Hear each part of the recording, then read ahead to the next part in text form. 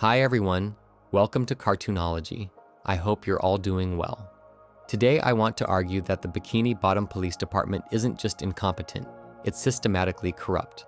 Across more than a dozen episodes spanning the show's entire 20-year run, we see a law enforcement agency that selectively enforces laws based on personal convenience, accepts bribes, fabricates charges, arrests innocent citizens while letting actual criminals go free, and even commits acts of violence against the very people they're supposed to protect.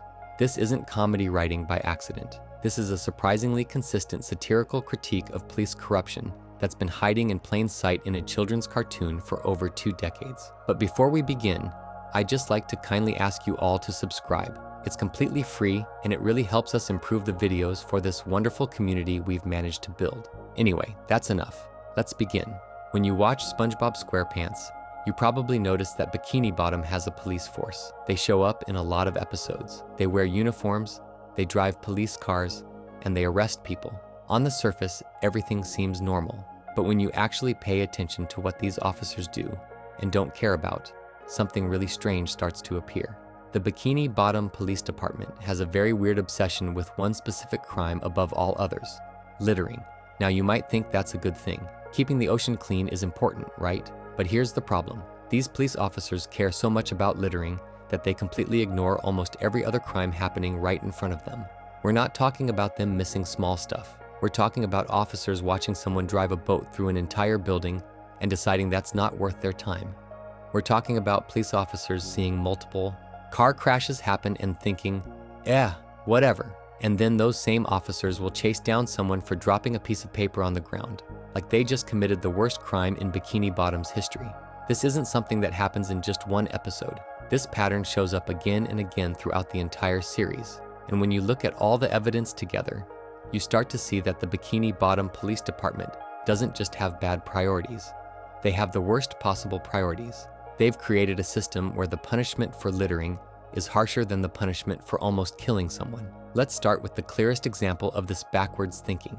In the episode Driven to Tears, we get to watch the police ignore multiple serious crimes happening directly in front of them, only to completely lose their minds over littering seconds later. The episode starts with Patrick getting his driver's license.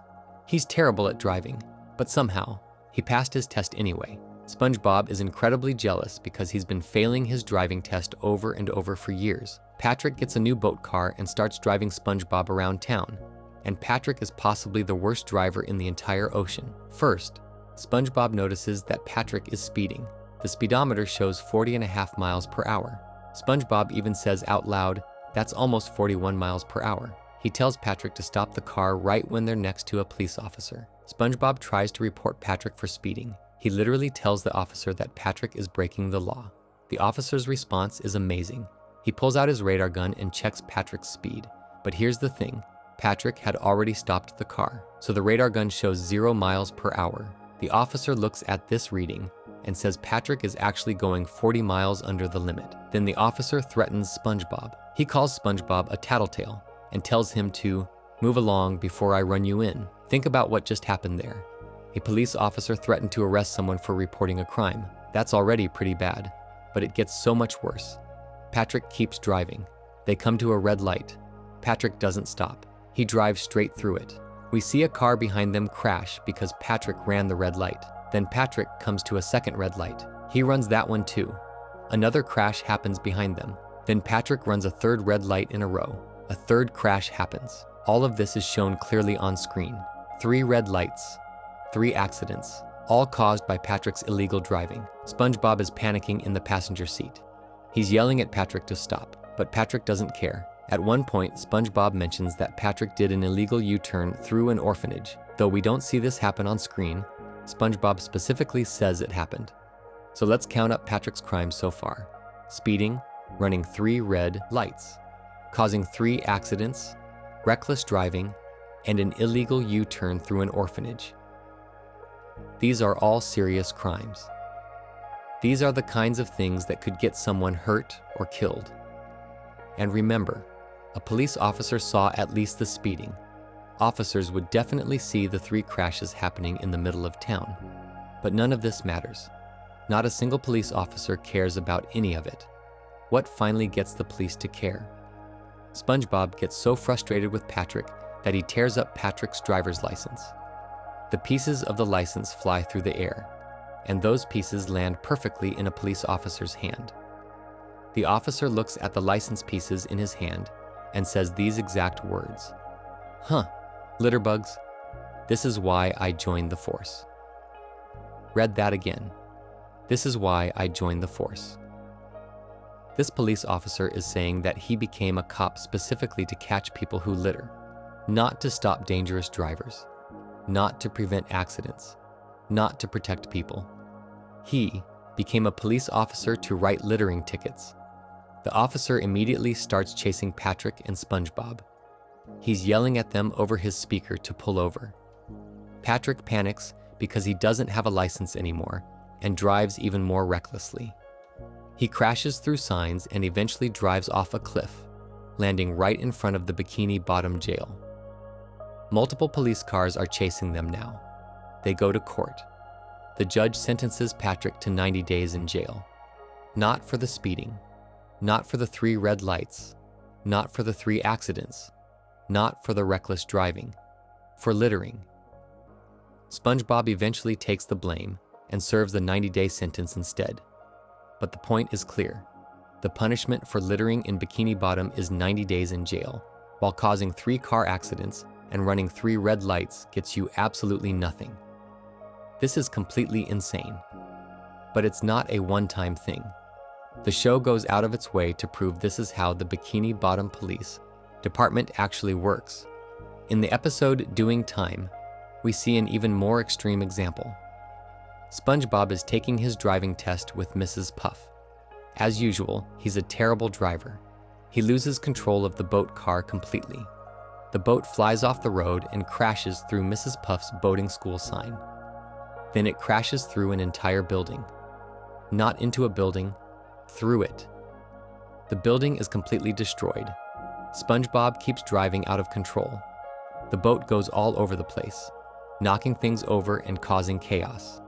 Eventually, the police start chasing them. But here's the thing. Before they start the chase, we see what the police were actually doing. 2 police officers are standing on the side of the road. They're holding their police batons, and they're using those batons to beat a parking meter. They're hitting it over and over, trying to bend it straight. One officer says, "We're going to straighten you out," and the other says, "This'll fix ya." They're putting all their effort into fixing this parking meter. Then SpongeBob drives by. He's going so fast and so wild that he drives straight through a building. The building completely collapses. One officer says, "Barnacles, did you see that?" The other officer says, "Yeah." Okay, so they both saw it. They both watched SpongeBob drive through an entire building. This is property destruction on a massive scale. This is incredibly dangerous driving. This is definitely something the police should care about, right? Wrong. The officer continues. "That guy had no front license plate. Let's get him." They don't care about the building. They don't care about the dangerous driving. They don't care about all the property damage. They care about a missing license plate. That's it. That's what makes them chase SpongeBob and Mrs. Puff. And here's the really important part. When they finally catch up after SpongeBob causes even more destruction, they arrest Mrs. Puff, not SpongeBob, who was driving. Mrs. Puff, who was just the passenger. She ends up going to jail while SpongeBob faces no consequences. But we'll talk more about false arrests later. Right now, the point is that a missing license plate mattered more to these officers than watching someone drive through an entire building. There's another episode called Keep Bikini Bottom Beautiful that shows how serious the police take littering compared to everything else. In this episode, Squidward gets a ticket for littering.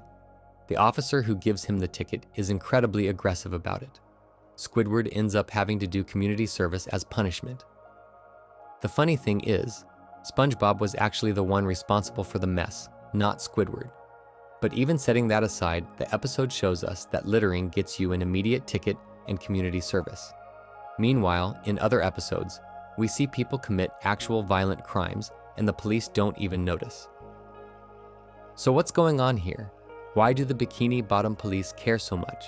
About littering and license plates, but not about anything else? There are a few possible explanations. Maybe the police department has some kind of ticket quota. Maybe officers get bonuses or promotions based on how many littering tickets they write.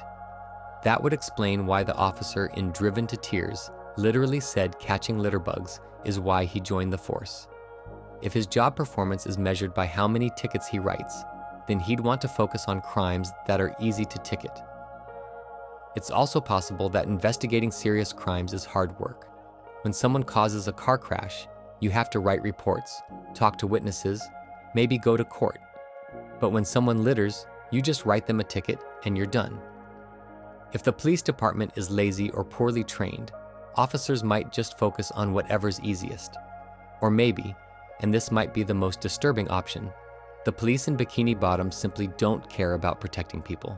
Maybe they only care about enforcing rules that they personally find annoying. Think about it. Littering is visible. It makes the streets look messy. A missing license plate is easy to spot. But stopping someone from driving dangerously? That requires actually paying attention and doing real police work. Whatever the reason, the pattern is crystal clear. The Bikini Bottom Police Department has completely backwards priorities. They've created a system where dropping a piece of trash on the ground can get you 90 days in jail, but running 3 red lights and causing 3 accidents gets you nothing. A system where a missing license plate is worth chasing someone down, but driving through a building isn't worth investigating. This isn't just bad policing. This is policing that makes everyone less safe. When police ignore dangerous driving, people get hurt. When police spend all their time writing littering tickets instead of stopping actual crimes, criminals learn they can get away with anything as long as they don't litter while doing it. And here's something else to think about. These priorities send a message to everyone in Bikini Bottom about what the police actually value. If you see cops ignoring violence but aggressively enforcing littering laws, you learn that the police don't really care about your safety. They care about keeping the streets clean and writing tickets. The citizens of Bikini Bottom have probably figured this out by now. They've learned that the police won't help them with real problems. They've learned that if they have an emergency, calling the police might not do any good. But if they want someone arrested for dropping a candy wrapper, the cops will show up immediately with handcuffs ready. This is how you create a community that doesn't trust its police. This is how you create a system where people stop reporting crimes because they know nothing will happen.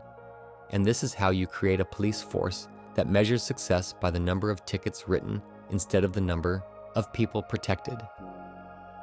The littering obsession is just the start of understanding how corrupt and broken the Bikini Bottom Police Department really is.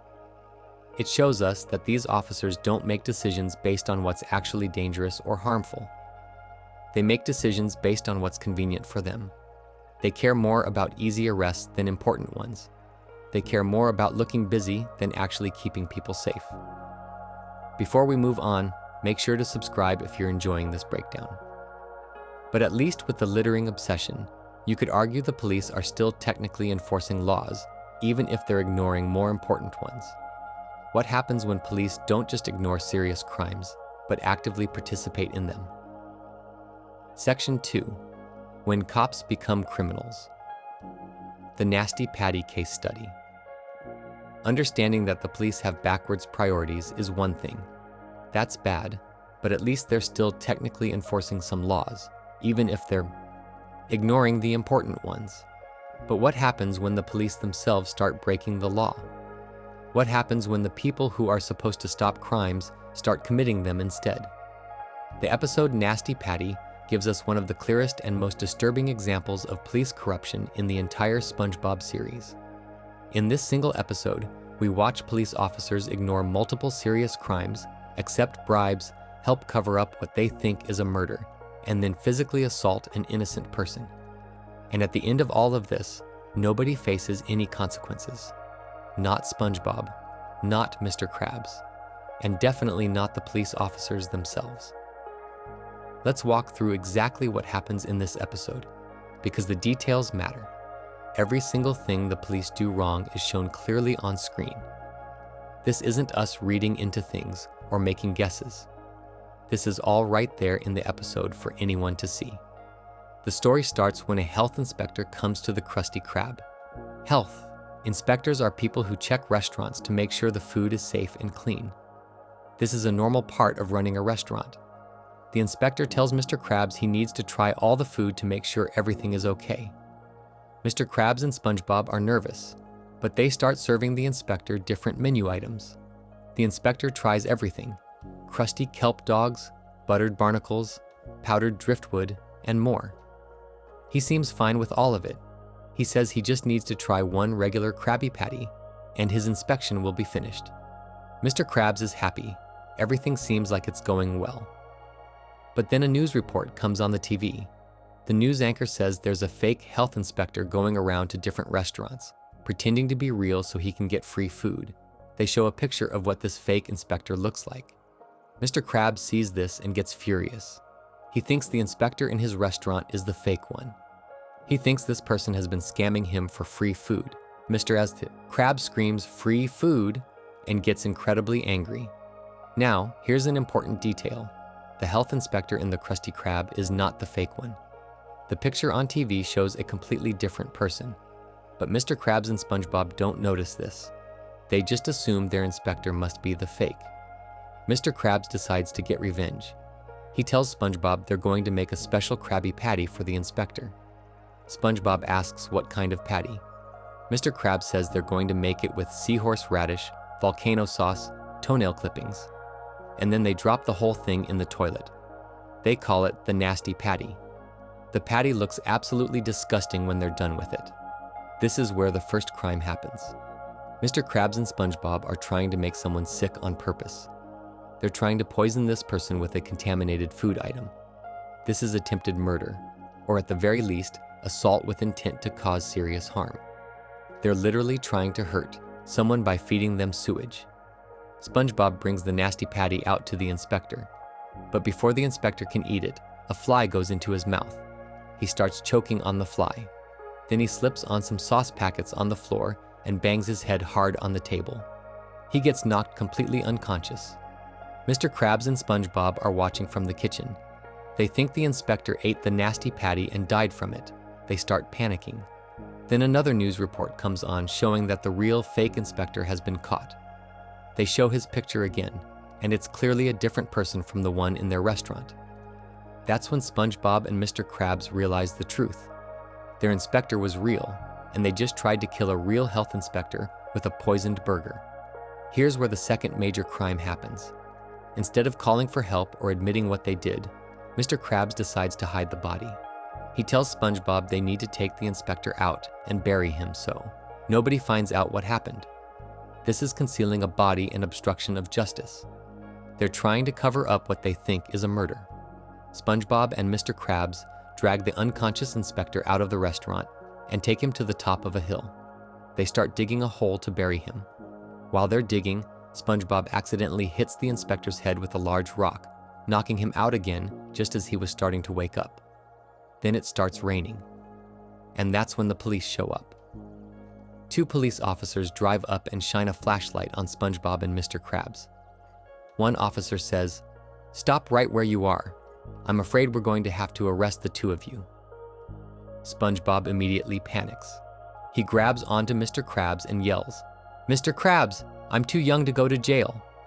Mr. Krabs, trying to stay calm, asks, "And what would be the charges?" This is where things get really weird. The officer puts away his flashlight and says these exact words, "For not being at the Krusty Krab, to whip us up a couple of delicious Krabby Patties."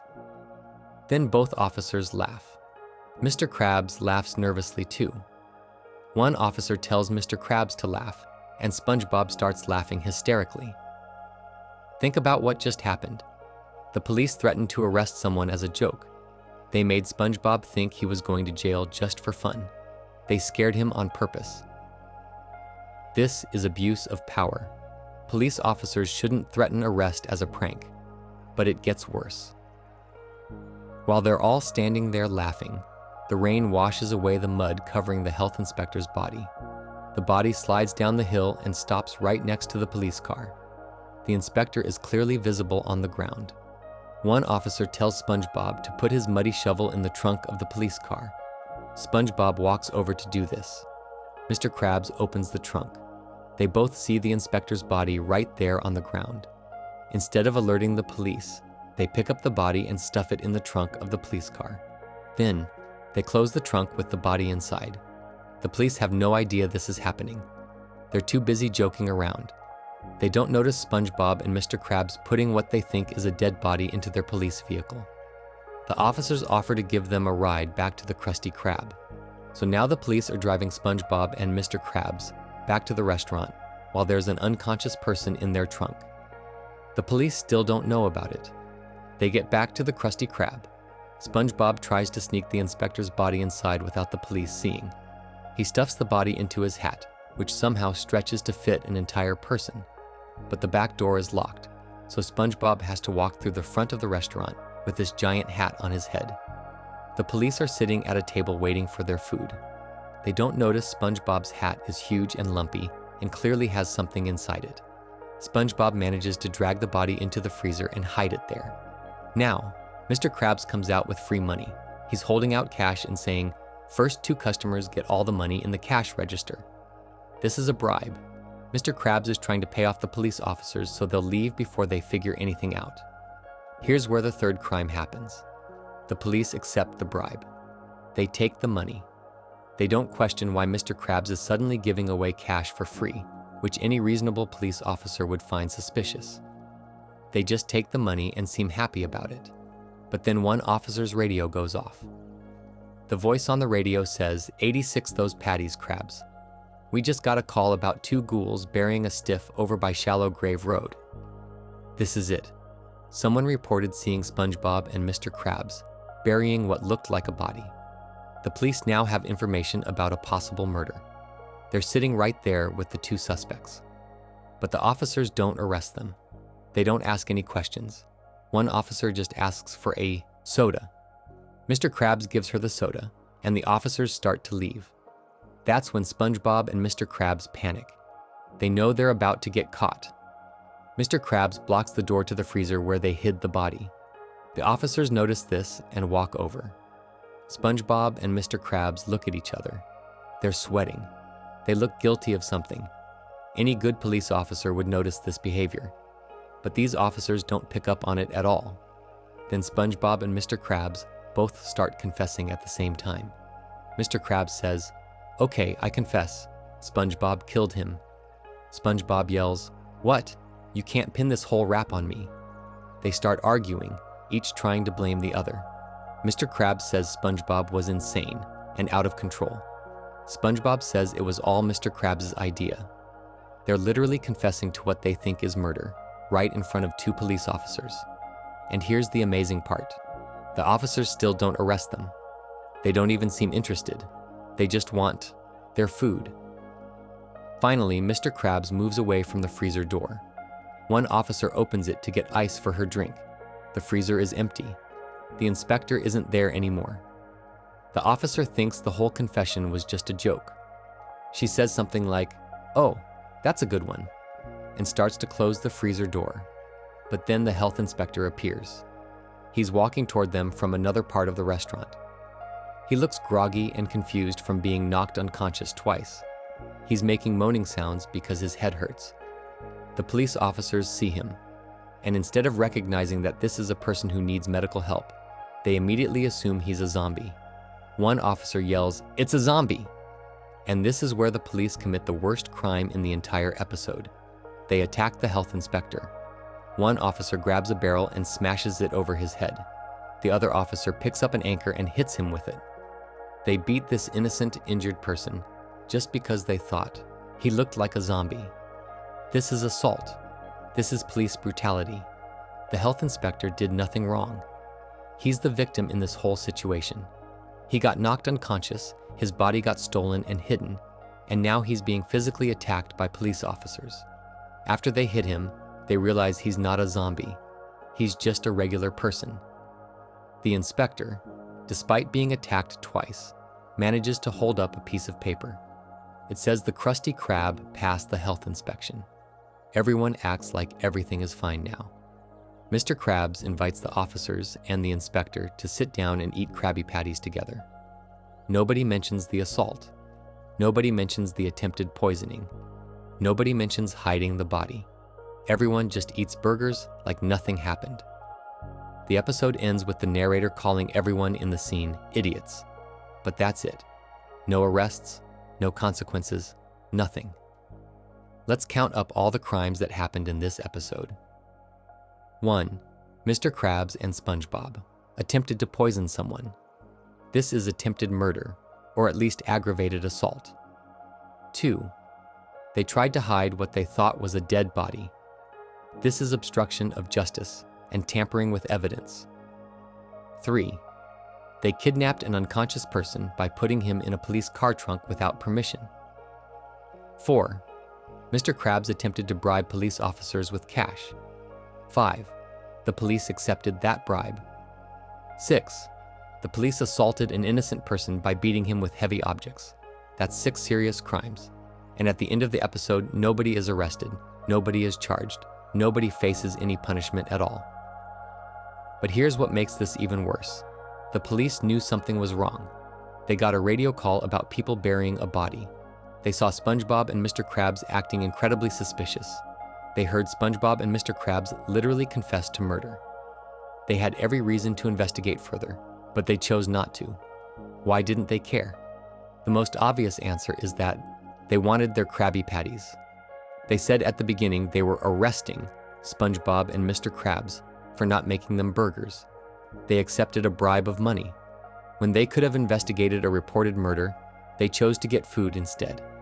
The Bikini Bottom police weren't just bad at their jobs in this episode. They actively made everything worse. If they had done proper police work, if they had asked questions, investigated the radio call, noticed the suspicious behavior, they could have helped the health inspector get medical attention right away. Instead, they ignored all the warning signs, accepted a bribe, and then assaulted the victim. This episode shows us something important about the Bikini Bottom Police Department. They're not just corrupt in terms of taking bribes or having bad priorities. They're willing to commit serious crimes themselves. They'll assault people. They'll accept money to look the other way. They'll ignore confessions to serious crimes if it means they get what they want, and nobody holds them responsible. The episode ends with the police sitting there eating burgers, happy as can be, right next to the person they just assaulted. There's no investigation into their behavior. There's no punishment. They just get away with everything. This is what happens when police have no accountability. When nobody is checking to make sure officers follow the law, those officers can do whatever they want. They can commit crimes, accept bribes, and hurt people, all while wearing their uniforms and badges. The Nasty Patty episode isn't just a funny story about misunderstandings. It's a perfect example of how broken the Bikini Bottom Police Department really is. It shows us that these officers will ignore serious crimes, participate in cover-ups, and even hurt innocent people, all without facing any consequences. Before we move on, make sure to subscribe if you're enjoying this breakdown. But at least in this episode, the police eventually showed up to the crime scene, even if they didn't do their jobs properly. What happens when the police don't just ignore crimes or commit crimes themselves, but actively arrest the wrong people? Section 3. Arresting the innocent. A pattern of false imprisonment.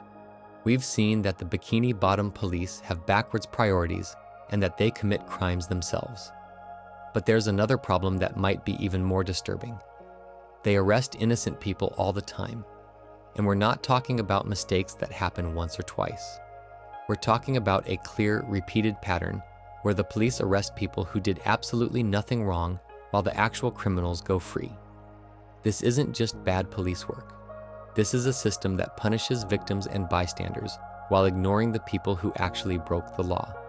And when you look at multiple episodes together, you start to see that this happens so often it can't be an accident.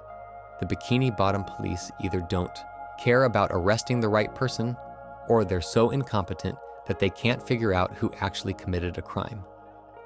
Let's start with one of the clearest examples, Mrs. Puff getting arrested for SpongeBob's terrible driving.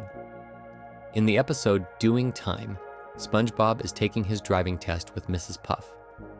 This is something that happens a lot in the show. SpongeBob tries to get his license, fails horribly, and causes chaos. But this time, the consequences are different. This time, someone who did nothing wrong ends up in jail. SpongeBob starts his driving test, and right away things go bad. He's not paying attention to the road. He's driving wildly and out of control. The boat car jumps off the driving course completely and crashes through the boating school sign, destroying it. But SpongeBob keeps driving. The boat flies through the air while Mrs. Puff screams. SpongeBob isn't trying to cause problems. He's just a terrible driver who can't control the vehicle. The boat crashes through a cart full of watermelons, sending fruit flying everywhere. 2 police officers are standing nearby. They're the same ones we talked about before. The ones who were using their batons to beat a parking meter straight.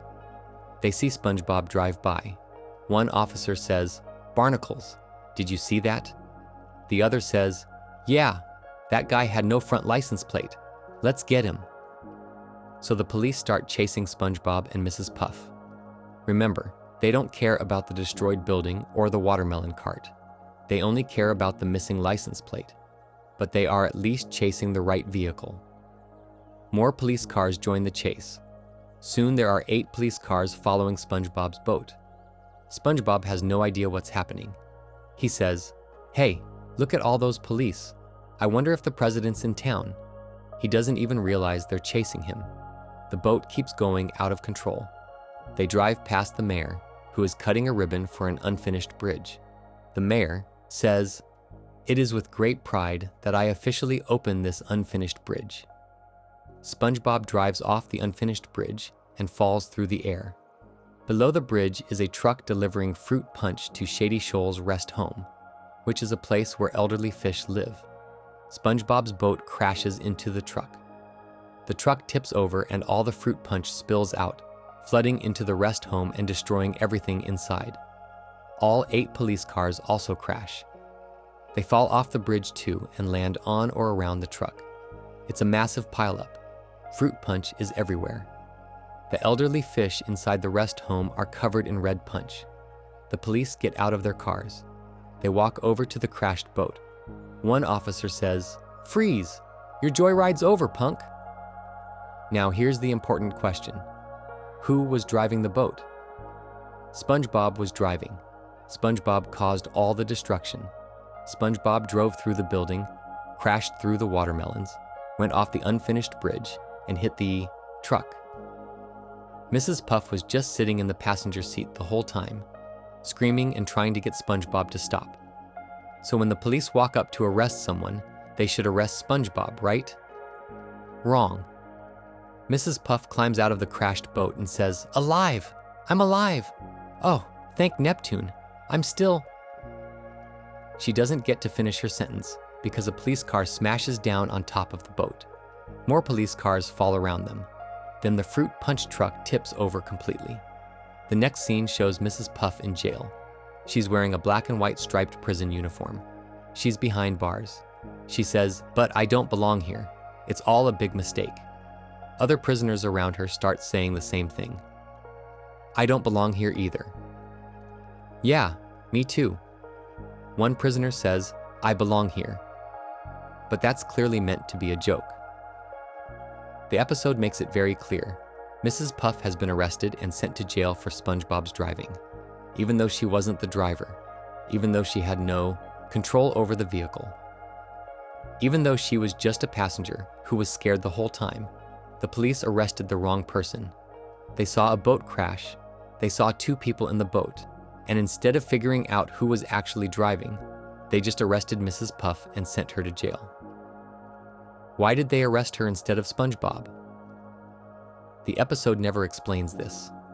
Maybe they assumed the adult was responsible since SpongeBob is young. Maybe they just didn't care enough to ask who was driving. Or maybe they knew she was his teacher and decided she was responsible for his actions. But none of those reasons make it okay. Mrs. Puff committed no crime. She was a victim of SpongeBob's bad driving, just like everyone else. And she ended up in jail while SpongeBob faced no consequences at all. This episode shows us that the Bikini Bottom police don't bother to investigate who actually committed a crime. They just arrest whoever is convenient and call it a day. And this isn't the only time. This happens. In the episode Driven to Tears, we see another innocent person get arrested for a crime someone else committed. We talked about this episode before when discussing the police's obsession with littering. But let's focus on who actually gets arrested and why. SpongeBob tears up Patrick's driver's license out of jealousy. The pieces of the license fly through the air and land in a police officer's hand. The officer says, "Litter bugs. This is why I joined the force," and starts chasing them. Patrick panics and drives away. He crashes through signs and eventually drives off a cliff, landing at the Bikini Bottom jail. They go to court. The judge sentences someone to 90 days in jail for littering. Who gets sentenced? Patrick. But who actually tore up the license and threw it? SpongeBob. Patrick didn't litter. SpongeBob did. Patrick was just holding the license when SpongeBob grabbed it and tore it up. The pieces flying into the officer's hand wasn't Patrick's fault. Patrick is completely innocent of littering. The police saw two people in the boat. They never bothered to figure out which person actually littered. They just assumed Patrick was guilty because he was the driver, or maybe because the license had his name on it. But they arrested the wrong person. Eventually, SpongeBob realizes Patrick can't survive in jail. SpongeBob runs up to the judge and confesses. He says, "Patrick's innocent. I tore up Patrick's license and threw it out the window. I'm the litter bug. Take me instead." The judge thinks about this for a second and says, "Well, considering there's no legal precedent, oh, what the heck, 90 days. And just like that, SpongeBob is sent to jail instead. At least in this case, the truth comes out and the right person gets punished. But notice what had to happen for that to work. SpongeBob had to confess and volunteer to go to jail. If SpongeBob hadn't done that, Patrick would have served 90 days for a crime he didn't commit. The police weren't going to investigate. The judge wasn't going to ask questions. An innocent person would have gone to jail, and nobody in charge would have cared. Now let's talk about an episode where the police arrest a victim instead of the actual criminal. In Someone's in the Kitchen with Sandy, something is stolen from Sandy, and she ends up being the one who gets arrested. Sandy is a squirrel who lives underwater in a special dome. She wears a diving suit with a helmet so she can breathe. Under her suit, she has brown fur covering her whole body. Plankton, who is always trying to steal the Krabby Patty secret formula, comes up with a new plan. He decides to steal Sandy's fur and use it as a disguise so he can pretend to be her. While Sandy is sleeping, Plankton sneaks into her home and uses a machine to remove all her fur. He leaves her completely bald. Sandy wakes up and realizes her fur is gone. She's horrified. She can't go outside like this, but she needs to find out what happened, so she puts on her diving suit and goes looking for her fur. Here's where it gets important. Sandy is wearing a bikini under her diving suit. When her fur was removed, the bikini stayed on. So technically, Sandy is wearing clothes. She has a bikini covering her body. Yes, she doesn't have fur anymore, but she's not actually naked in the way we usually think about it. Sandy goes out into Bikini Bottom trying to find Plankton and get her fur back. Other fish see her without fur and start laughing at her. They point and make fun of her appearance. Sandy is embarrassed and upset, but she keeps searching for Plankton. Then the police show up. They see Sandy without her fur, and they immediately arrest her. One officer says they're arresting her for public nudity. They put her in handcuffs and take her away. Think about what just happened. Sandy is the victim of a crime. Someone broke into her home and stole her fur while she was sleeping. This is burglary. This is theft. Sandy should be able to report this crime to the police and get help. Instead, the police arrest her. They don't ask what happened. They don't try to find out who stole her fur. They don't investigate the crime at all. They just see someone who looks different and decide to arrest them. And remember, Sandy is wearing a bikini. Lots of characters in SpongeBob don't wear shirts. Patrick wears shorts and nothing else. Larry the Lobster wears only swim trunks, and even Mr. Krabs just wears a shirt with no pants. If the police are going to arrest Sandy for public nudity because she's wearing only a bikini, they should be arresting half of Bikini Bottom. The police never arrest Plankton for stealing Sandy's fur. Plankton is the criminal. He committed burglary and theft, but he faces no consequences from the police. Meanwhile, Sandy, the victim, ends up arrested. This shows us that the Bikini Bottom police don't care about actual crimes. They don't investigate. They don't try to understand what happened. They just see something they don't like and arrest whoever is in front of them.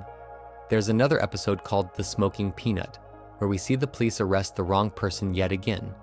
In this episode, someone throws a peanut at a giant oyster at the zoo, making the oyster very upset. The oyster starts crying and causing problems all over Bikini Bottom. SpongeBob is the one who threw the peanut. He feels incredibly guilty about it. 2 police officers come to SpongeBob's house to investigate. They ask SpongeBob if he was at the zoo. SpongeBob tells them yes, he was there, and he saw the whole thing. But instead of questioning SpongeBob more or investigating what actually happened, the police see Patrick standing nearby. Patrick looks scared because police make him nervous. The officers decide that Patrick must be guilty. They arrest Patrick right there. They don't ask him any questions. They don't try to figure out if he was even at the zoo. They just grab him and take him away. Then, they put Patrick on display in the middle of the stadium. They let people throw fruit at him as punishment. This is public humiliation on top of false arrest. Patrick did nothing wrong. He wasn't even at the zoo when the peanut was thrown, but he's the one being punished while SpongeBob, the person who actually did it, stands there watching. Eventually, the truth comes out. Someone finds the real culprit. It was actually a different character entirely. Patrick gets released. But once again, the police arrested an innocent person without any real investigation. So let's count this up. We have Mrs. Puff arrested for SpongeBob's driving when she was just a passenger. Patrick arrested for littering when SpongeBob tore up the license. Sandy arrested as a victim of theft instead of the police helping her. Patrick arrested again for throwing a peanut he didn't throw. That's 4 major false arrests across 4 different episodes. 4 times when the police grabbed someone who did nothing wrong and either sent them to jail or publicly punished them. And these are just the clearest examples. If you watch the show carefully, you'll see other moments where the police threaten to arrest people who obviously didn't commit crimes, or where they blame the wrong person for something. This pattern tells us something important about how the Bikini Bottom Police Department works. They don't investigate crimes. They don't gather evidence. They don't try to figure out what actually happened. They just grab whoever is nearby and call it a day. Why do they do this? Maybe because investigating is hard work. Maybe because they're lazy and just want to arrest someone quickly so they can say they solved the case. Maybe because they genuinely don't care whether they arrest the right person or not. Whatever the reason, the result is the same. Innocent people end up in jail while criminals go free. This is incredibly dangerous for everyone in Bikini Bottom. If you know the police might arrest you for something you didn't do, you can't feel safe. You can't trust that following the rules will protect you. You might get arrested just for being in the wrong place at the wrong time. And if you're a victim of a crime, like Sandy was when her fur got stolen, you can't count on the police to help you. Instead of investigating and catching the criminal, they might arrest you instead. False arrests also mean real criminals don't get caught. When the police arrested Mrs. Puff, they stopped looking for whoever was actually responsible for the driving. When they arrested Patrick for the peanut, they stopped investigating who really threw it. Every false arrest is a crime that goes unsolved. The Bikini Bottom Police Department has created a system where being innocent doesn't protect you, where you can follow all the rules and still end up in jail, where victims become criminals in the eyes of the law. Before we move on, make sure to subscribe if you're enjoying this breakdown.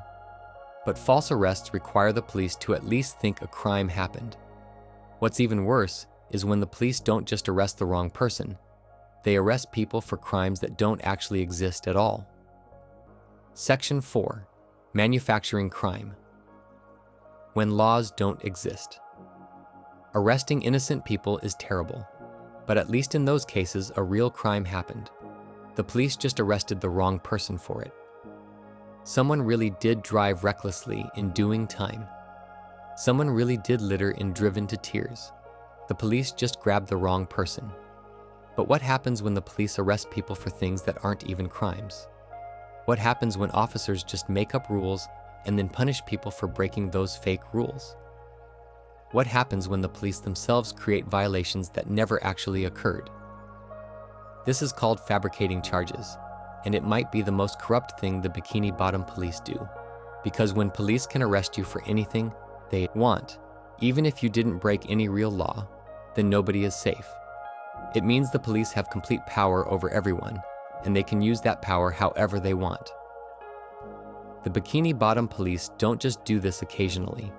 They do it regularly, and they do it in ways that are so obvious, you can see them making up crimes right there on screen. Let's start with one of the clearest and most disturbing examples, the episode Sandy, SpongeBob, and the Worm. In this episode, there's a giant worm called the Alaskan bullworm that's eating everything in Bikini Bottom. The worm is huge and dangerous. It's causing all kinds of destruction. But this story isn't really about the worm. It's about what a police officer does when he's trying to write a parking ticket. At one point in the episode, we see a police officer standing next to a parked boat. The officer is writing a ticket for this boat. We don't know exactly what the violation is supposed to be. Maybe the boat is parked in a no parking zone, or maybe it's been there too long. But the officer is clearly in the middle of giving this boat a ticket.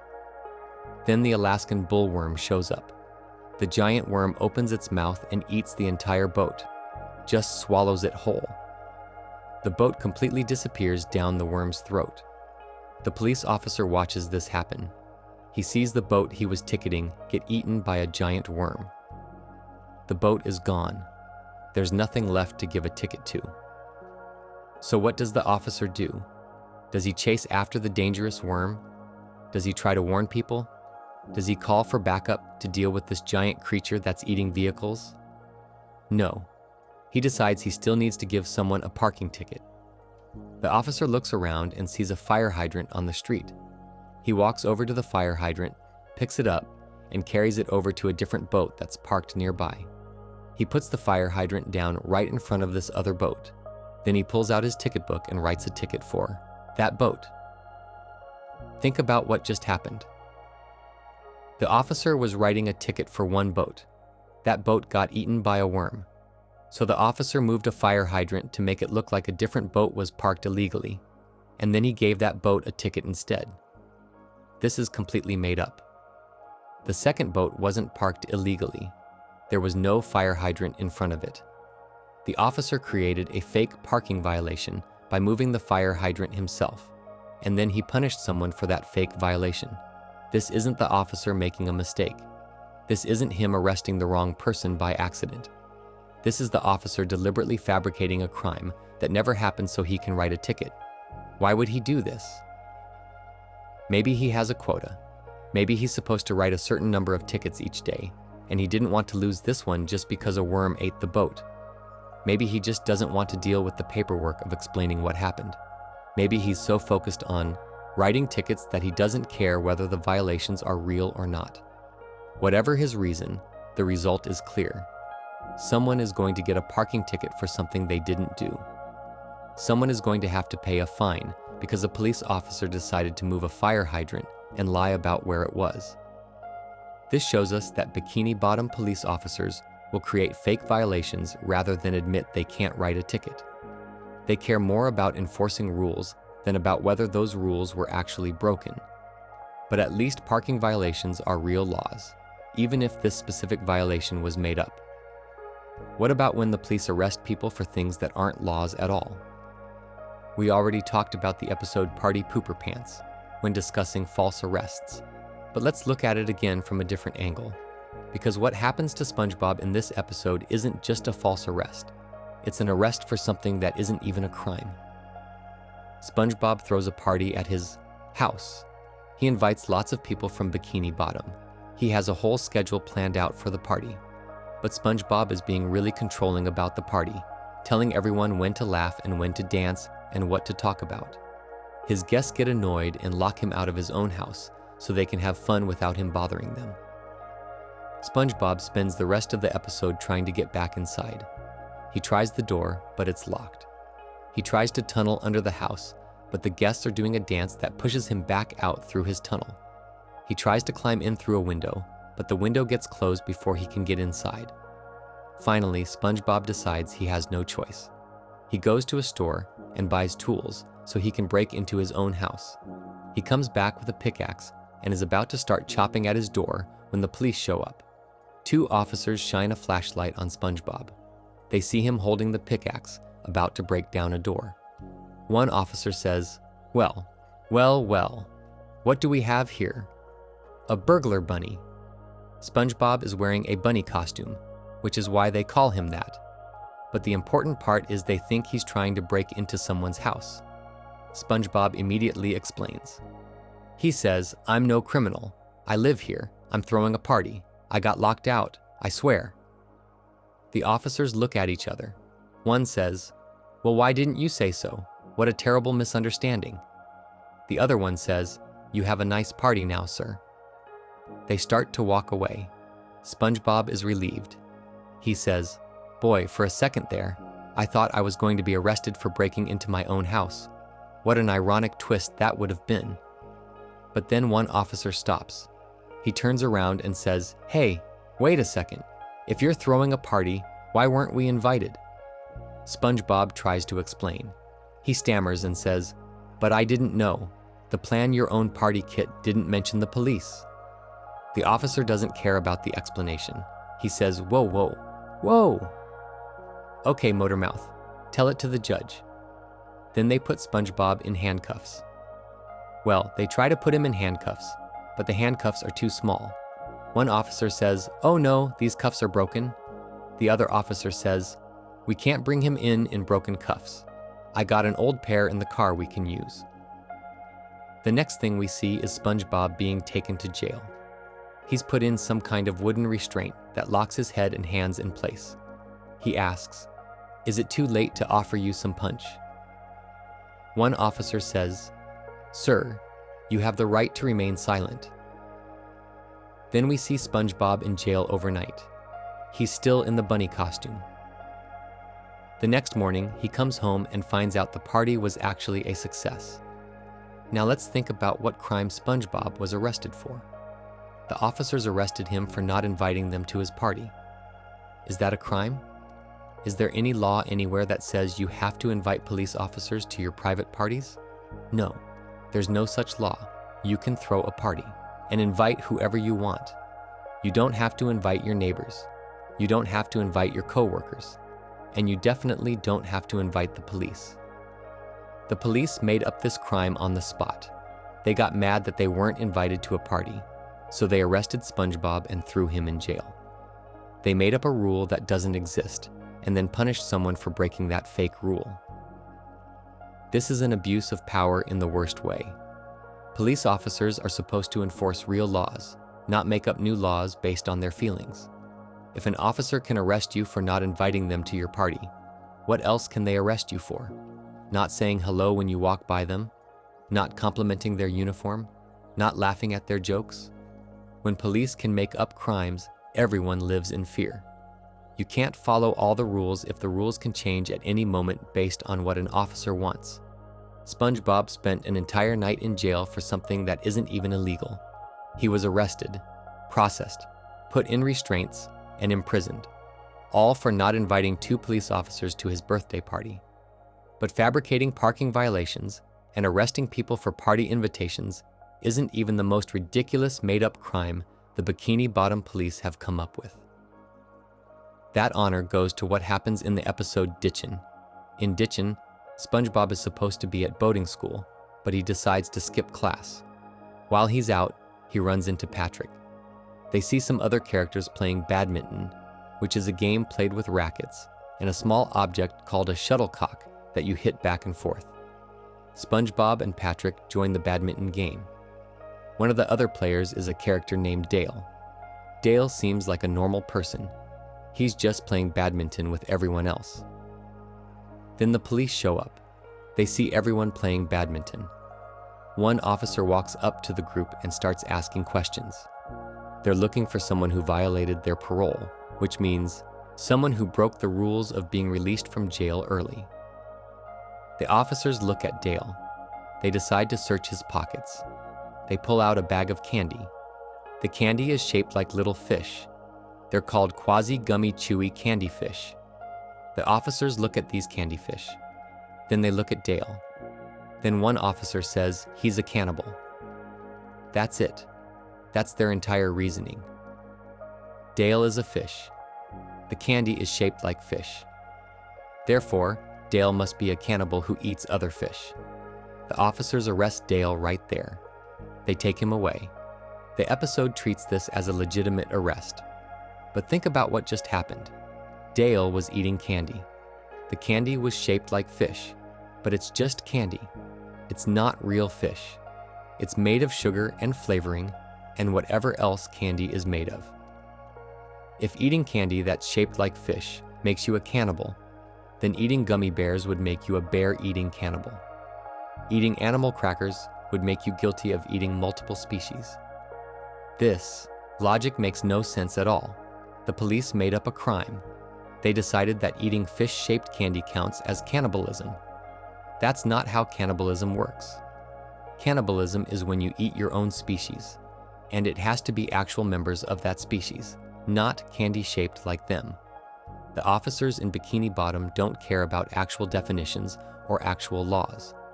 They see something they think is weird, and they arrest the person for it. They create a crime out of nothing and then act like they're just doing their job. This is terrifying when you think about it. If police can arrest someone for eating candy because the candy is shaped a certain way, they can arrest anyone for anything. They can look at whatever you're doing, decide they don't like it, and call it a crime even if it's completely legal. These three examples, the fire hydrant, the party invitation, and the candy fish, show us a clear pattern. The Bikini Bottom Police Department doesn't just enforce laws. They create violations when convenient, they make up crimes based on their feelings, and they punish people for doing things that aren't actually illegal. This is different from false arrests. When police arrest the wrong person, at least there's a real crime they're trying to solve. But when police fabricate charges, there's no real crime at all. They're just using their power to hurt people who annoyed them or to make their jobs easier. Why is this so dangerous? Because it means nobody can feel safe, even if they follow all the rules. You could spend your whole life being a perfect citizen, never breaking a single law, and still end up in jail because an officer decided to make up a crime. It also means the police have unlimited power. If they can arrest you for anything, then they control everything you do. They can use the threat of arrest to make you do what they want. They can punish people they don't like by inventing violations. The citizens of Bikini Bottom can't trust that following the law will protect them, because the law doesn't matter when police can just make up new rules whenever they want. And here's something else. When police spend their time fabricating charges, they're not stopping real crimes. While one officer is moving fire hydrants to create fake parking violations, real criminals are out there doing whatever they want. While officers are arresting someone for eating candy, actual dangerous people are going free. Fabricated charges also destroy the idea that laws are supposed to be fair and predictable. Laws exist, so everyone knows what's allowed and what isn't. But when police can make up crimes on the spot, the law becomes meaningless. It just becomes whatever the police say it is at any given moment. The Bikini Bottom police have created a system where being innocent doesn't matter, where following the rules doesn't protect you, and where the law means whatever police want it to mean. We've seen police with backwards priorities. We've seen them commit crimes. We've seen them arrest innocent people. And now we've seen them make up crimes that don't exist. But all of these problems assume the police are at least trying to enforce some kind of rules, even if they're doing it badly. Before we move on, make sure to subscribe if you're enjoying this breakdown. What happens when individual officers stop even pretending to care about rules and start using their power purely for personal revenge? Section 5. The Petty Tyrant. Officer Nancy's Reign of Terror. So far, we've been talking about the Bikini Bottom Police Department as a whole, how they have backwards priorities, how they commit crimes, how they arrest innocent people, and how they make up violations. But within this corrupt department, there are individual officers who stand out as being especially bad. And one officer in particular shows us what happens when someone with a badge decides to use their power for personal revenge. Her name is Officer Nancy. She appears in multiple episodes throughout the series, and every single time she shows up, she does something corrupt, something violent, or something that abuses her power. But the most disturbing thing about Officer Nancy isn't just what she does as a police officer. It's what she tells us about her past. In the episode Little Yellow Book, Officer Nancy says something that suggests she may have murdered her own brother, and the show never confirms or denies this. It just leaves that horrifying possibility hanging in the air while Nancy continues to abuse her power as a police officer. Let's start by looking at what happens in Little Yellow Book, because this episode gives us the clearest picture of who Officer Nancy really is. The episode starts at the Krusty Krab. Business is slow, so Squidward is bored. He sees SpongeBob hiding in a barrel, and when SpongeBob comes out, he's carrying a small yellow book. Squidward notices this book and gets curious about it. Later, Squidward finds the book again and realizes it's SpongeBob's diary. The diary is labeled Secret Personal Diary on the cover. Squidward knows he shouldn't read someone else's diary, but he's bored and he doesn't like SpongeBob, so he decides to read it anyway. Squidward starts reading the diary out loud to all the customers in the Krusty Krab. He reads about SpongeBob's secrets and embarrassing moments. He reads that SpongeBob clucks like a chicken whenever he sees anything plaid. He reads that SpongeBob calls his spatula Fifi. He reads that SpongeBob dances in his underwear when he hears the Bikini Bottom national anthem. All the customers laugh at these secrets. They think it's funny. They're enjoying hearing about SpongeBob's private thoughts and embarrassing habits. Squidward keeps reading because everyone is paying attention to him, and he likes being the center of attention. But then SpongeBob walks in and hears what's happening. He realizes Squidward has been reading his diary to everyone. SpongeBob gets incredibly upset and embarrassed. He starts crying and runs out of the Krusty Krab. Suddenly, all the customers stop laughing.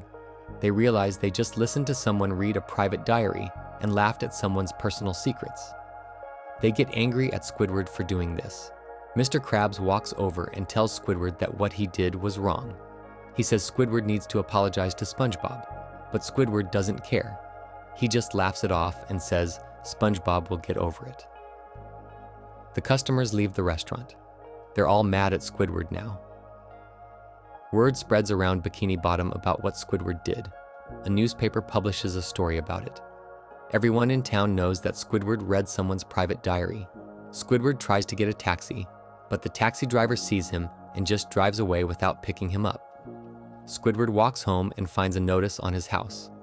The notice says his house is being taken away because of what he did. He loses his home as punishment for reading the diary. With nowhere to go, Squidward sits down on a park bench to sleep. But then two police officers walk up to him. One of them is Officer Nancy. Officer Nancy looks at Squidward and recognizes him. She knows he's the person who read someone else's diary. And this is where Officer Nancy says something really disturbing. Officer Nancy says these exact words. "I had a diary once. My brother read it. I had a brother once." Think about what she just said. She had a diary. Her brother read it. And now she doesn't have a brother anymore. The way she says this strongly suggests that she killed her brother for reading her diary. She's not saying, "I had a brother once and we don't talk anymore." She's not saying, "I had a brother once, but he moved away." The way the sentence is structured. "My brother read it. I had a brother once," heavily implies that her brother is dead and that she's the reason he's dead. The show never confirms this directly. Nobody in the episode says, Officer Nancy murdered her brother. But the implication is crystal clear.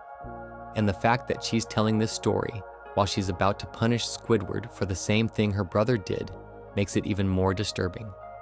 Officer Nancy and her partner arrest Squidward right there, but they don't just take him to jail.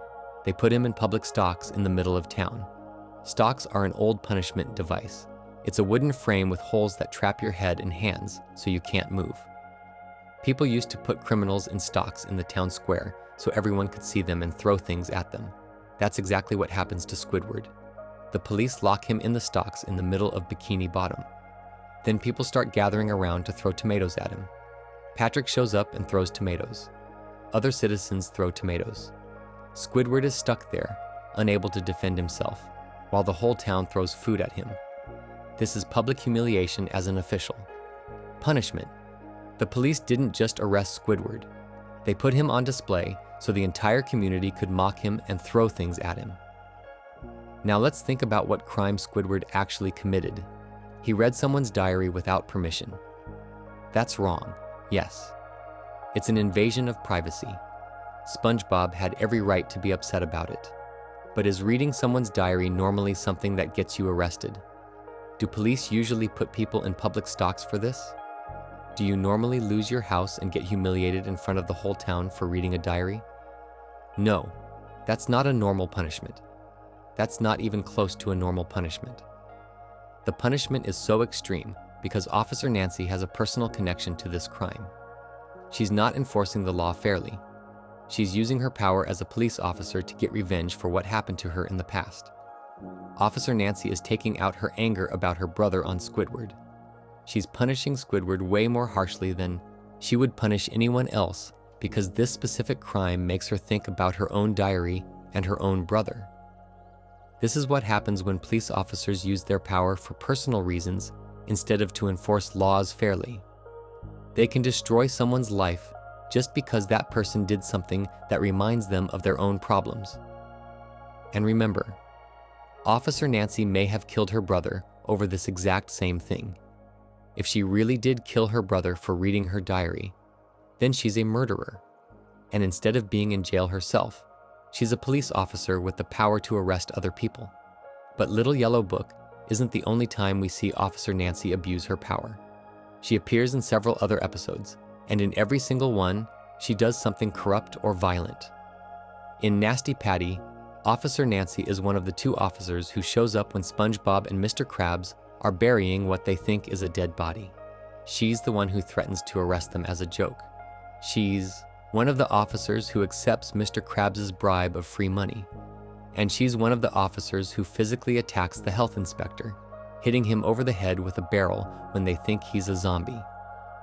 In Party Pooper Pants, Officer Nancy is one of the officers who arrests SpongeBob for not inviting them to his party. She's part of the team that decided not inviting police officers to a private party is a crime worth arresting someone for. In Doing Time, Officer Nancy is one of the officers beating a parking meter with a baton to straighten it out. She's one of the officers who ignores SpongeBob driving through a building, but cares deeply about a missing license plate. And she's one of the officers who arrests Mrs. Puff even though Mrs. Puff wasn't driving. Every single time Officer Nancy appears in an episode, she's doing something wrong. She's either abusing her power, committing violence, accepting bribes, making false arrests, or punishing people way too harshly for minor offenses. This tells us something important. Officer Nancy isn't just following bad orders from her bosses. She's not just a good cop stuck in a corrupt system. She herself is corrupt. She herself is violent. She herself uses her badge to hurt people. And the scary part is that nobody stops her. Nobody in the Bikini Bottom Police Department says, "Hey Nancy, maybe you shouldn't be putting people in stocks for reading diaries." Nobody says, "Nancy, you can't arrest someone just because they didn't invite you to a party." Nobody says, "Nancy, your punishment is way too harsh for what this person did." Officer Nancy has complete freedom to do whatever she wants. She can make arrests based on her personal feelings.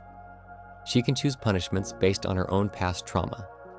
She can be as violent or cruel as she wants, and nobody will hold her accountable. This is what happens when individual police officers have too much power and no supervision. They become tyrants in uniform.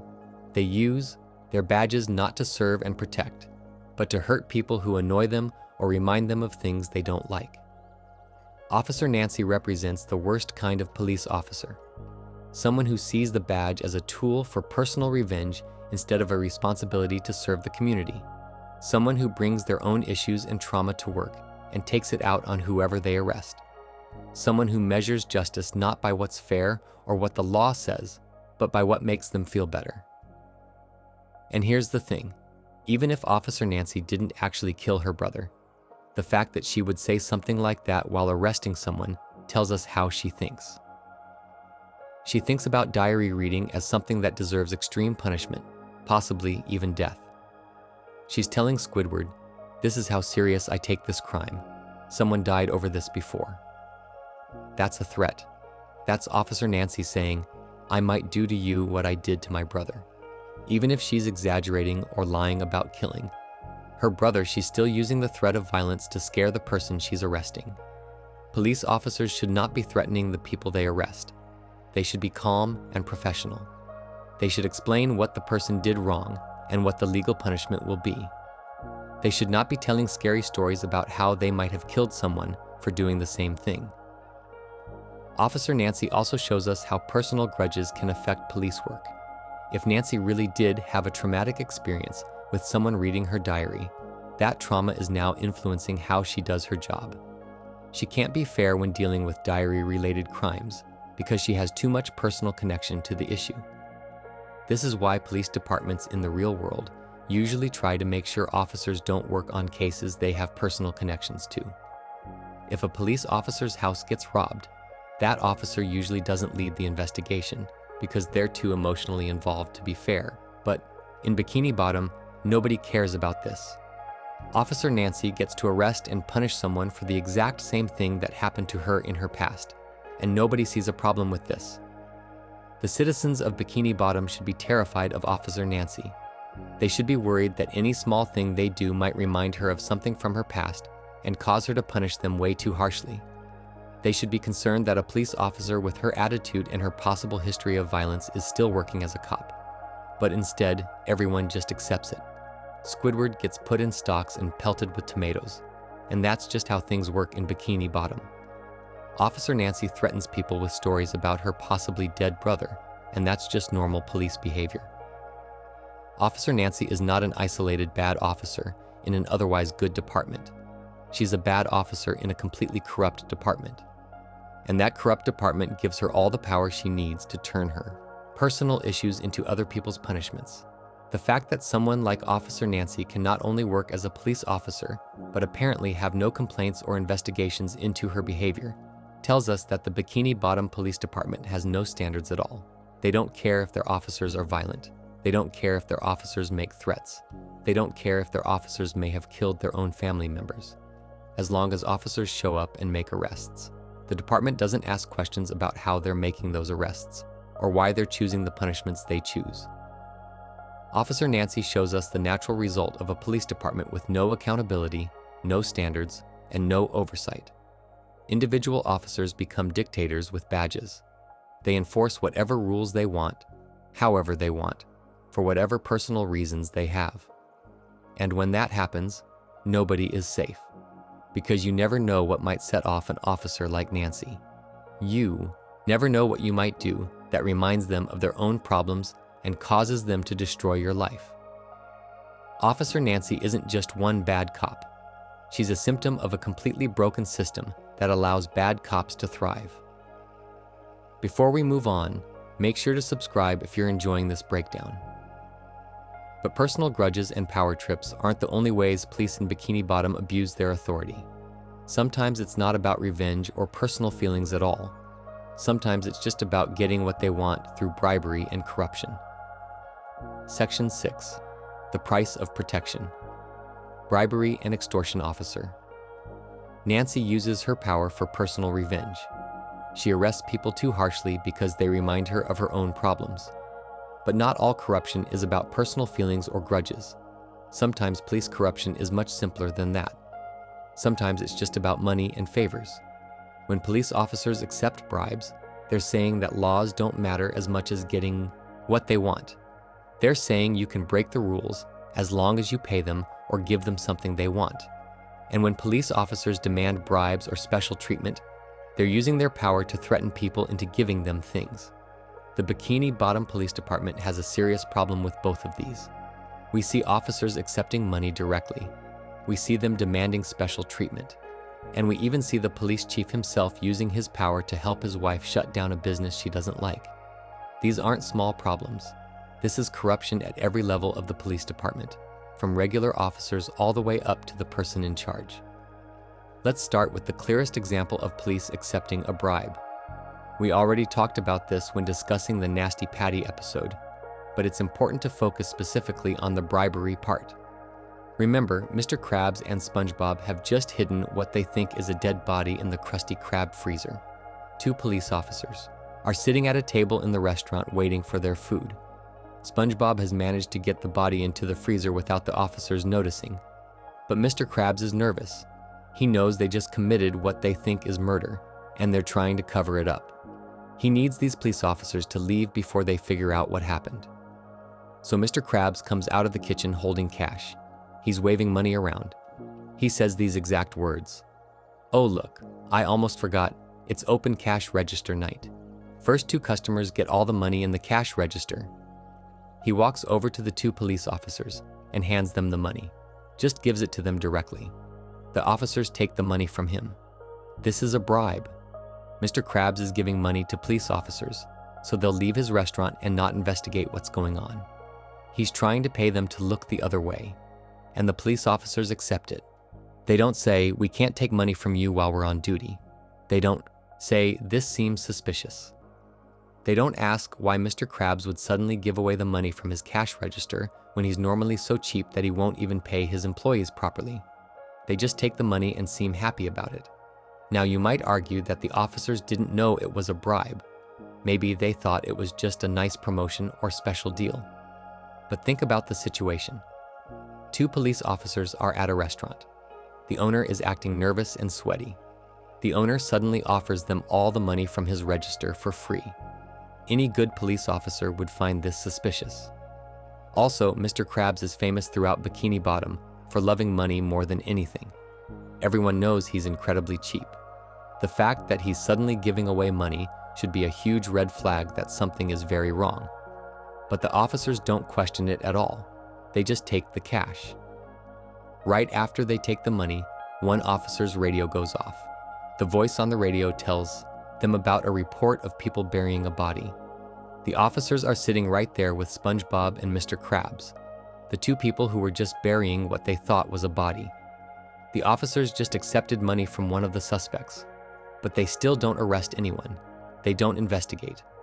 One officer just asks for a soda, and then they prepare to leave. The only reason SpongeBob and Mr. Krabs almost get caught is because Mr. Krabs blocks the freezer door, which makes the officers curious about what's inside.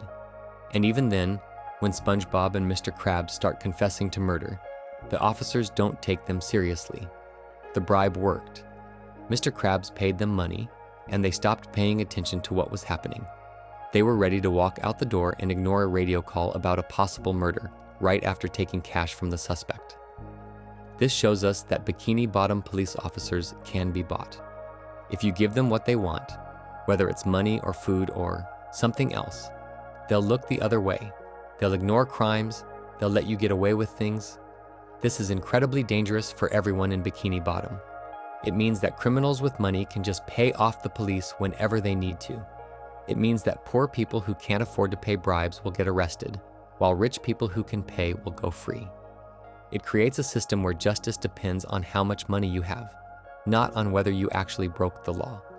But at least in the Nasty Patty situation, Mr. Krabs was the one offering the bribe. The police just accepted it.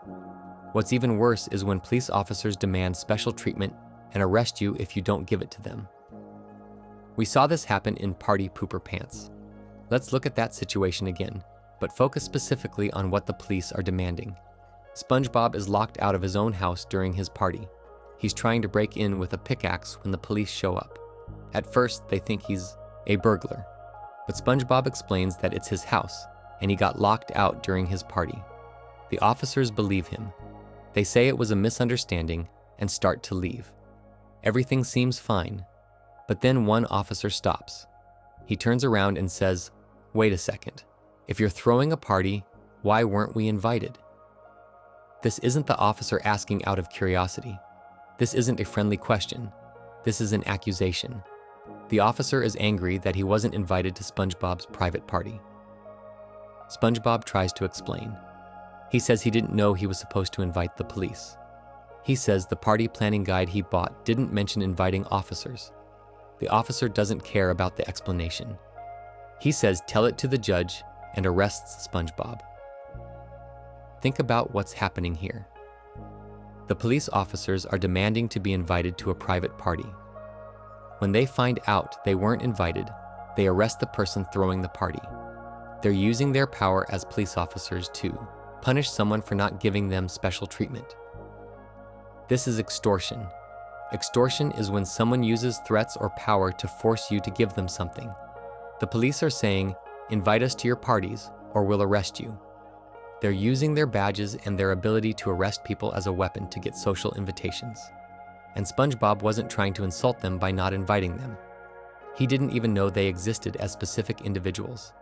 He just invited his friends and people he knew. He never thought about inviting random police officers, because why would you invite strangers to your birthday party? But these officers think they deserve special treatment because they're police. They think being a cop means they should automatically be invited to any party happening in Bikini Bottom. And when they don't get that special treatment, they abuse their power to punish the person who disrespected them.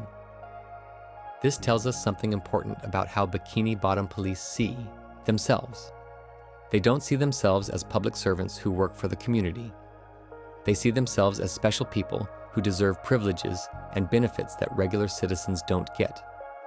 They think their badges make them better than everyone else, and they'll arrest you if you treat them like normal people instead of like royalty. SpongeBob spent a whole night in jail because he didn't invite two strangers to his party. That's the price he paid for not giving police officers special treatment they weren't entitled to. Imagine living in a place where you have to invite police officers to all your private events, or else they might arrest you. Imagine having to give special privileges to cops just to avoid getting in trouble. That's not a community where police serve the people. That's a community where police rule the people. But accepting bribes from suspects and demanding party invitations aren't even the worst examples of police corruption in Bikini Bottom. The worst example involves the police chief himself, the person in charge of the entire police department. In the episode Banned in Bikini Bottom, we learn that the police chief is married to a woman who leads some kind of community organization. She doesn't like the Krusty Krab. We're not told exactly why she doesn't like it, but she wants it shut down. Now, in a normal situation, if someone wants a business shut down, they have to prove that business is breaking laws or causing problems. They have to go through the proper steps. They can't just shut down a restaurant because they don't like it. But this woman has something most people don't have. She's married to the police chief. The police chief uses his power to help his wife shut down the Krusty Krab. He helps her organization get what they want. He uses police resources and police authority to close a business that his wife doesn't like. This is corruption at the highest level. The person in charge of law enforcement in Bikini Bottom is using his position to help his wife pursue personal grudges. He's not enforcing laws fairly. He's using the police department as a tool to get what he and his wife want. Think about how wrong this is. The police chief is supposed to be in charge of making sure all the other officers do their jobs correctly. He's supposed to set an example of how police should behave. He's supposed to make sure the department enforces laws fairly for everyone. Instead, he's the most corrupt one of all. He's using his power to help his family and friends. He's treating the police department like his personal army that exists to serve him and his wife. If the police chief himself is corrupt, how can any of the officers under him be expected to act honestly? If the person at the top is accepting bribes and abusing power and helping his wife shut down businesses she doesn't like, why would any officer below him think they need to follow the rules? The police chief sets the tone for the entire department.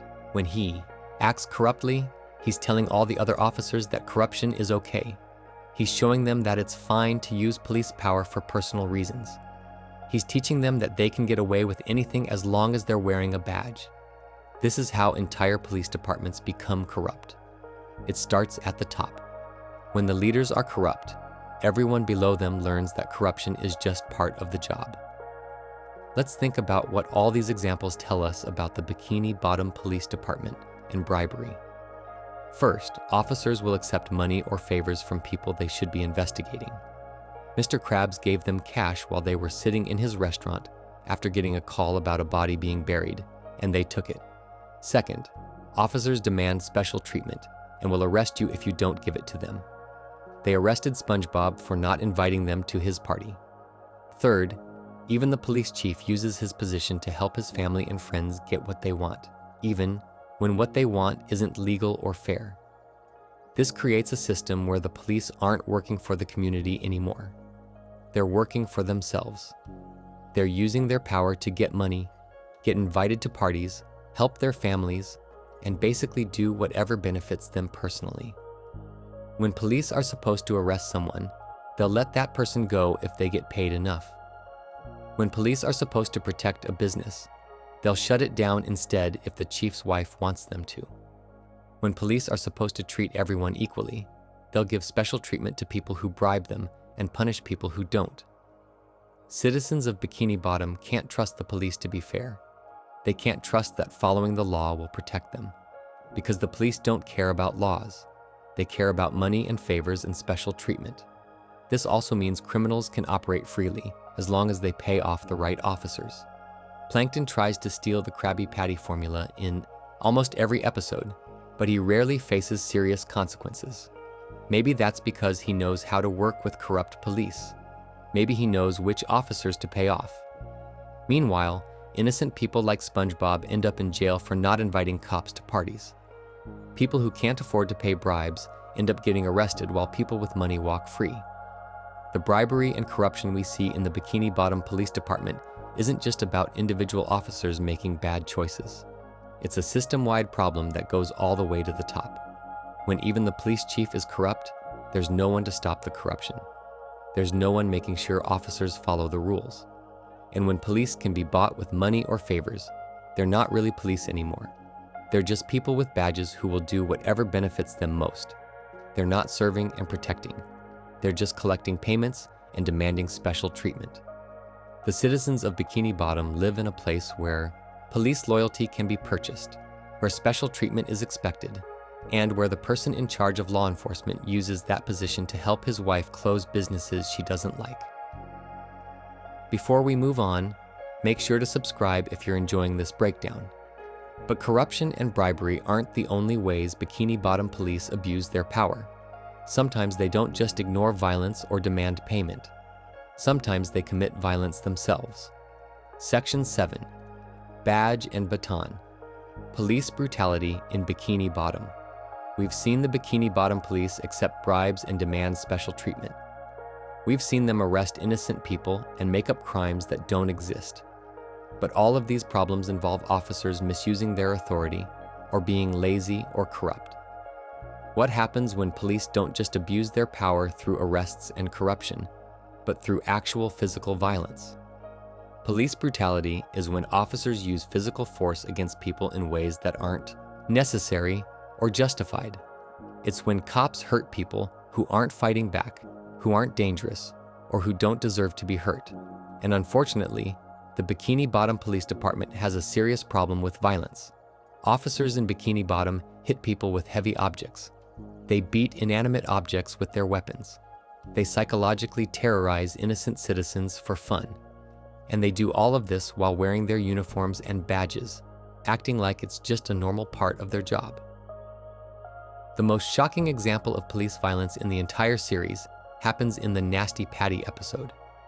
We've talked about this episode several times already, but we need to focus specifically on what the police officers do to the health inspector.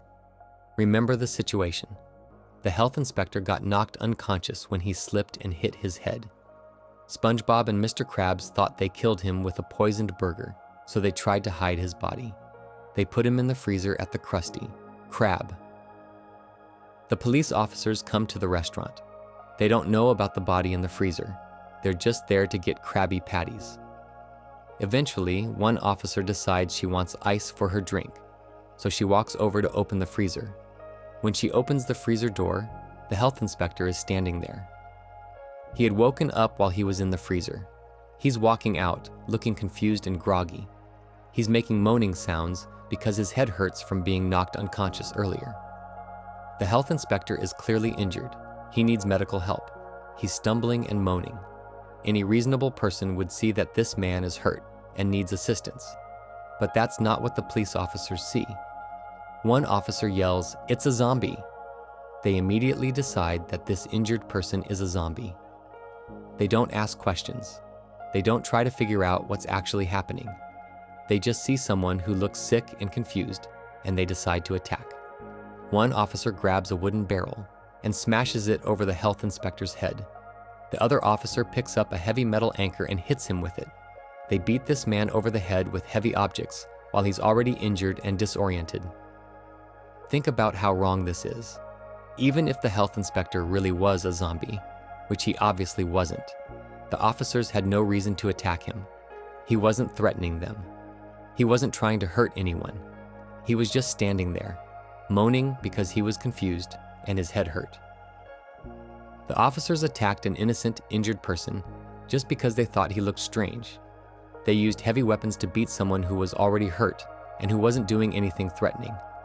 After they hit him, they realize he's not a zombie. He's just a regular person. The health inspector holds up a piece of paper showing that the Krusty Krab passed the health inspection. Everyone acts like everything is fine now. Nobody mentions that the police just assaulted an injured person. Nobody says, "Hey, maybe we shouldn't have hit this guy with an anchor." The officers don't apologize. They don't offer to get the health inspector medical attention. They just sit down and eat Krabby Patties like nothing happened.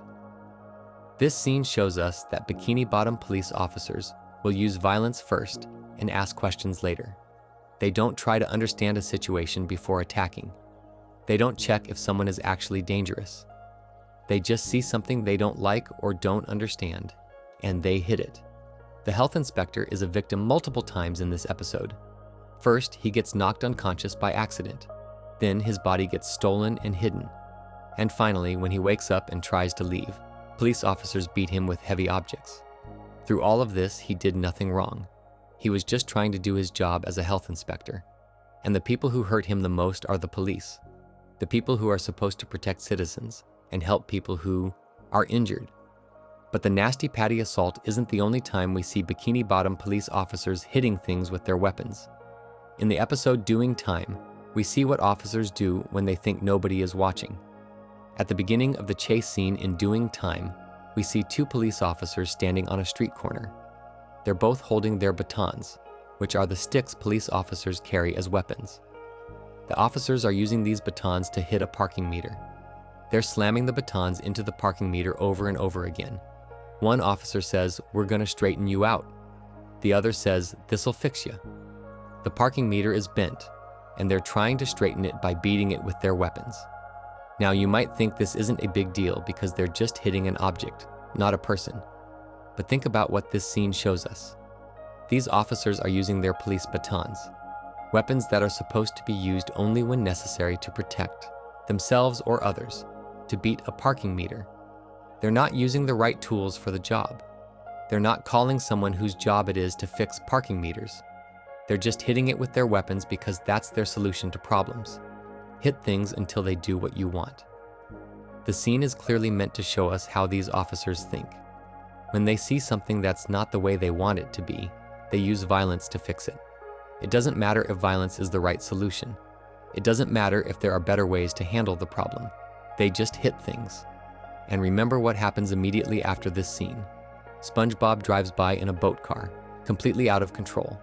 He crashes through an entire building, destroying it. The officers see this happen. But instead of caring about the building destruction or the dangerous driving, they only care about a missing license plate. They ignore the serious problem and focus on a tiny violation. This tells us something important about these officers. They'll use their weapons to beat a parking meter for being bent, but they won't use their authority to stop someone who's driving dangerously and destroying property. They'll hit things that can't fight back, but they won't do their actual job of stopping dangerous behavior. The parking meter scene shows us that violence is these officers' first response to anything they don't like. It's such a normal part of how they work, that they don't even think about it. They just start hitting things with their batons like it's the most natural thing in the world. But physical violence isn't the only kind of harm that police can cause. Sometimes police hurt people psychologically. They scare them or terrorize them on purpose just for fun. In the episode Hall Monitor, 2 police officers are looking for what they call a maniac who's been causing trouble around Bikini Bottom. The maniac is actually SpongeBob, who's accidentally causing chaos while wearing a Hall Monitor uniform, but the police don't know that yet. The officers see Patrick standing on a street corner. They walk up to Patrick and ask if he's seen the maniac. Patrick says he hasn't. One officer pulls out a wanted poster with a drawing of the maniac on it. He shows it to Patrick and asks, "Have you seen this guy?" Patrick looks at the picture and gets scared. The drawing is meant to look frightening. Patrick clearly doesn't like looking at it. Any normal police officer would see that Patrick is scared and put the picture away. They would thank Patrick for his time and leave him alone. After all, Patrick said he hasn't seen the maniac, so there's no reason to keep bothering him. But these officers aren't normal. When they see that Patrick is scared of the picture, they decide to have fun with it. The officers keep showing Patrick the picture. They hold it up to his face. They wave it around. They're deliberately trying to scare him because they think it's funny. Patrick gets more and more frightened. He's clearly upset, but the officers keep doing it. They're laughing and enjoying themselves while Patrick is terrified. Eventually, they get bored and leave. But they weren't leaving because they realized they were being cruel. They just got tired of their game and decided to move on. This scene shows us that Bikini Bottom police officers will use their authority and their position to terrorize innocent people just for entertainment. Patrick didn't do anything wrong. He answered their questions honestly. But because he showed fear, they decided to make that fear worse just because they could. Think about what this means. These are police officers, people who are supposed to make citizens feel safe. But instead, they're deliberately making people feel afraid. They're using their power to cause emotional harm to someone who trusted them and tried to help them. This is psychological abuse. The officers are using their position of authority to hurt someone, emotionally, and they're doing it for fun, not because it serves any purpose for their investigation or for public safety. Patrick will probably be afraid of police officers after this experience. Why would he trust them? Why would he help them in the future? They showed him that being honest and cooperative doesn't protect you from being terrorized by cops who think scaring people is entertaining. These 3 examples, beating the health inspector, hitting the parking meter, and terrorizing Patrick, show us a clear pattern. Bikini Bottom police officers use violence and intimidation as their default response to situations. They hit first and think later. They scare people for fun. They treat their weapons and their authority as toys to play with rather than serious tools that should only be used when absolutely necessary. What makes this even worse is that none of these officers ever face consequences for their violence. Nobody investigates why they beat the health inspector. Nobody asks why they were using police weapons to hit a parking meter. Nobody reports them for terrorizing Patrick. The officers get away with all of it. And when officers know they can use violence without any consequences, they'll keep using violence. They learn that hitting people and scaring people is just part of the job, and nobody will stop them. This creates a community where citizens are afraid of the police, and rightfully so. If you call the police for help, they might beat you with an anchor. If you answer their questions honestly, they might terrorize you with scary pictures. If they see you looking sick or confused, they might attack you instead of helping you. The Bikini Bottom police don't just fail to protect people, they actively harm people. They use their badges and weapons to hurt citizens instead of to help them. They've turned police brutality into a normal, everyday part of how they operate. And this violence exists alongside all the other corruption we've seen. The same officers who accept bribes also beat people with anchors. The same officers who arrest innocent people also use their weapons to hit parking meters. The same department where the chief helps his wife shut down businesses is the department where officers terrorize citizens for fun. Before we move on, make sure to subscribe if you're enjoying this breakdown. But violence and corruption aren't the only problems with how the Bikini Bottom police operate. Even when they're not being actively corrupt or violent, they still manage to ignore the most basic rules about how police work is supposed to be done. Section 8.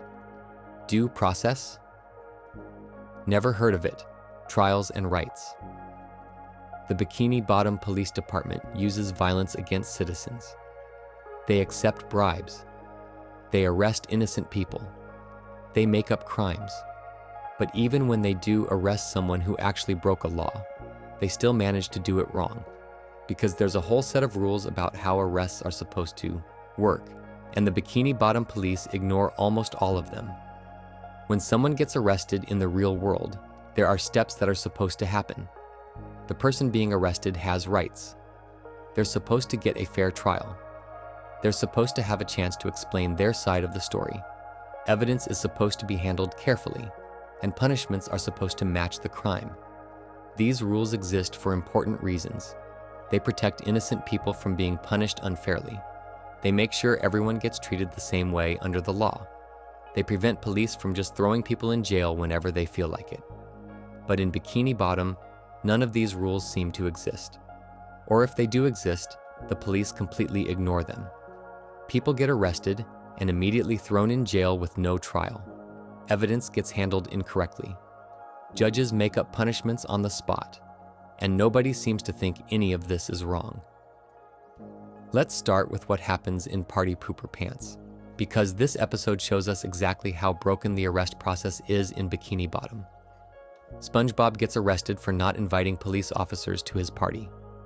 We already talked about how this isn't even a real crime, but let's look at what happens after he gets arrested, because the process is just as wrong as the arrest itself.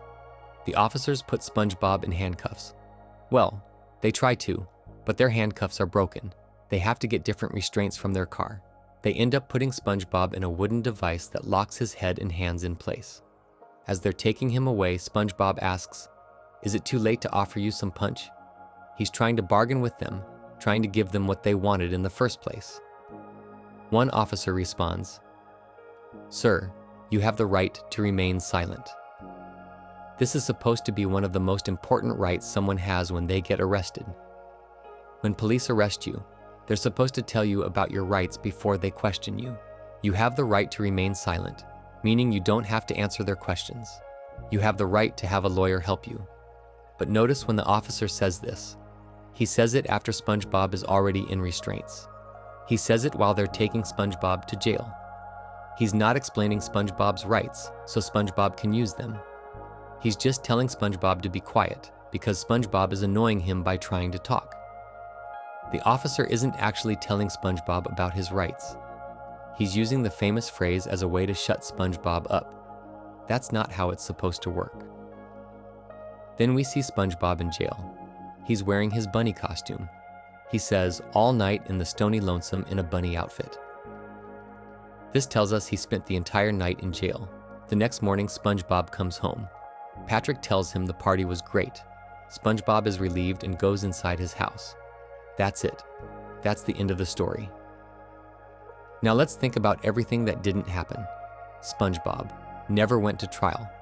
Nobody ever asked him if he really committed a crime. No judge looked at the situation and decided if arresting someone for not inviting police to a party makes sense. SpongeBob just got arrested, spent the night in jail, and then got released. There was no chance for SpongeBob to defend himself. There was no chance for him to explain that he didn't know he was supposed to invite the police. There was no chance for anyone to question whether this arrest was fair or legal. The police arrested him, locked him up, and then let him go the next morning. That was the entire process. No trial, no rights, no chance to prove his innocence. This is incredibly dangerous. If police can arrest you and throw you in jail without any trial or investigation, then anyone can be imprisoned at any time for any reason. There's nothing to protect innocent people. There's no way to prove you didn't do anything wrong. But at least SpongeBob only spent one night in jail. In Driven to Tears, we see someone get sentenced to 90 days in prison, and the way that sentencing happens is just as broken as SpongeBob's arrest. Patrick gets arrested for littering, even though SpongeBob was the one who actually littered. They go to court. A judge is sitting at the front of the courtroom. Patrick is standing there, probably scared about what's going to happen. The judge looks at Patrick and says, 90 days, and I hope you learned a valuable lesson about littering. That's it. That's the entire trial. The judge just announces the punishment, and that's the end of it. Patrick doesn't get to explain what happened. Nobody presents evidence about who actually tore up the license. Nobody asks any questions. The judge just decides Patrick is guilty and gives him 90 days in jail. This isn't how trials are supposed to work. In a real trial, both sides get to present their story. Witnesses can testify about what they saw. Evidence gets examined. The person being accused gets a chance to defend themselves. And only after all of that does the judge or jury decide if the person is guilty and what the punishment should be. But in Bikini Bottom, the judge skips all of those steps. He just looks at Patrick and announces a punishment. Then SpongeBob runs up and confesses that he was the one who littered, not Patrick. He asks the judge to punish him instead of Patrick. The judge thinks about this for a moment. Then he says, well, considering there's no legal precedent. Oh, what the heck. 90 days. This line tells us something really important. The judge admits there's no legal precedent for what's happening. That means there's no rule or previous case that tells him what to do in this situation. He doesn't know how to handle someone confessing to a crime after someone else has already been sentenced. And his solution? Oh, what the heck. He just makes something up on the spot. He decides to give SpongeBob 90 days too, not because there's a law that says that's the right punishment, but just because he feels like it. This shows us that judges in Bikini Bottom don't follow rules or laws when deciding punishments. They just make up whatever seems right to them at the moment. If a judge doesn't know what to do, he doesn't look up the law or ask for help. He just shrugs and picks a random punishment. This means nobody in Bikini Bottom can predict what will happen if they get arrested. You might get 1 night in jail, or you might get 90 days, or you might get some other punishment entirely. It all depends on how the judge feels that day and what he decides to make up. Another big problem with how Bikini Bottom police work is how they handle evidence. Evidence is the stuff that proves a crime happened or proves who committed the crime. Police are supposed to collect evidence carefully and keep it safe so it can be used in trials. But in the episode Call the Cops, we see police handle evidence in completely the wrong way. Plankton is at the Krusty Krab trying to steal the Krabby Patty secret formula. A police officer shows up and arrests Plankton. This is good. Plankton was actually committing a crime, and the officer caught him. But then the officer does something strange. She takes the Krabby Patty formula and says she's keeping it as evidence. Now this might sound reasonable at first, but think about what evidence actually means. Evidence is something that proves a crime happened. But the formula itself isn't evidence of Plankton's crime. The formula is what Plankton was trying to steal, but he didn't actually steal it because he got caught. The evidence of Plankton's crime would be things like witnesses who saw him trying to steal it, security camera footage, or Plankton's own tools he brought to break in. The formula itself is just the thing that was almost stolen. It belongs to Mr. Krabs, and it should stay at the Krusty Krab. But the officer takes the formula anyway, and this causes huge problems. Without the formula, SpongeBob can't make Krabby Patties correctly. The customers get upset and leave. The whole restaurant gets thrown into chaos because the police took something they shouldn't have taken. This shows us that Bikini Bottom police don't understand how evidence works. They take things that don't need to be taken. They create problems for innocent people by removing important items from where they belong. Proper evidence handling is important because it protects people's property and makes sure trials are fair. But the Bikini Bottom police don't care about doing it properly. They just take whatever they want and call it evidence. We can also look at what happens in other episodes to see that trials basically don't exist in Bikini Bottom. In Doing Time, Mrs. Puff gets arrested for SpongeBob's bad driving. One scene shows her at the driving test, and the next scene shows her in jail wearing a prison uniform. There's no trial in between. She just goes straight from being arrested to being in prison. In Little Yellow Book, Squidward gets put in public stocks for reading SpongeBob's diary. We never see him go to trial. We never see a judge decide that public humiliation is the right punishment. The police just grab him and lock him in the stocks. They decided his punishment themselves without any trial or legal process. In The Smoking Peanut, Patrick gets arrested for throwing a peanut at an oyster. The police don't take him to court. They take him straight to a stadium and let people throw produce at him as punishment. There's no trial. The police just decided what his punishment would be and carried it out immediately. This pattern appears over and over throughout the series. People get arrested and then they either go straight to jail or get punished publicly, with no trial happening in between. The only time we actually see a courtroom is in Driven to Tears, and even that trial lasts about 5 seconds and involves the judge making up the rules as he goes. This tells us that the legal system in Bikini Bottom is completely broken. The police arrest people, and then the police also decide the punishment. There's no separation between the people who arrest you and the people who decide if you're guilty. It's all the same corrupt department doing whatever they want.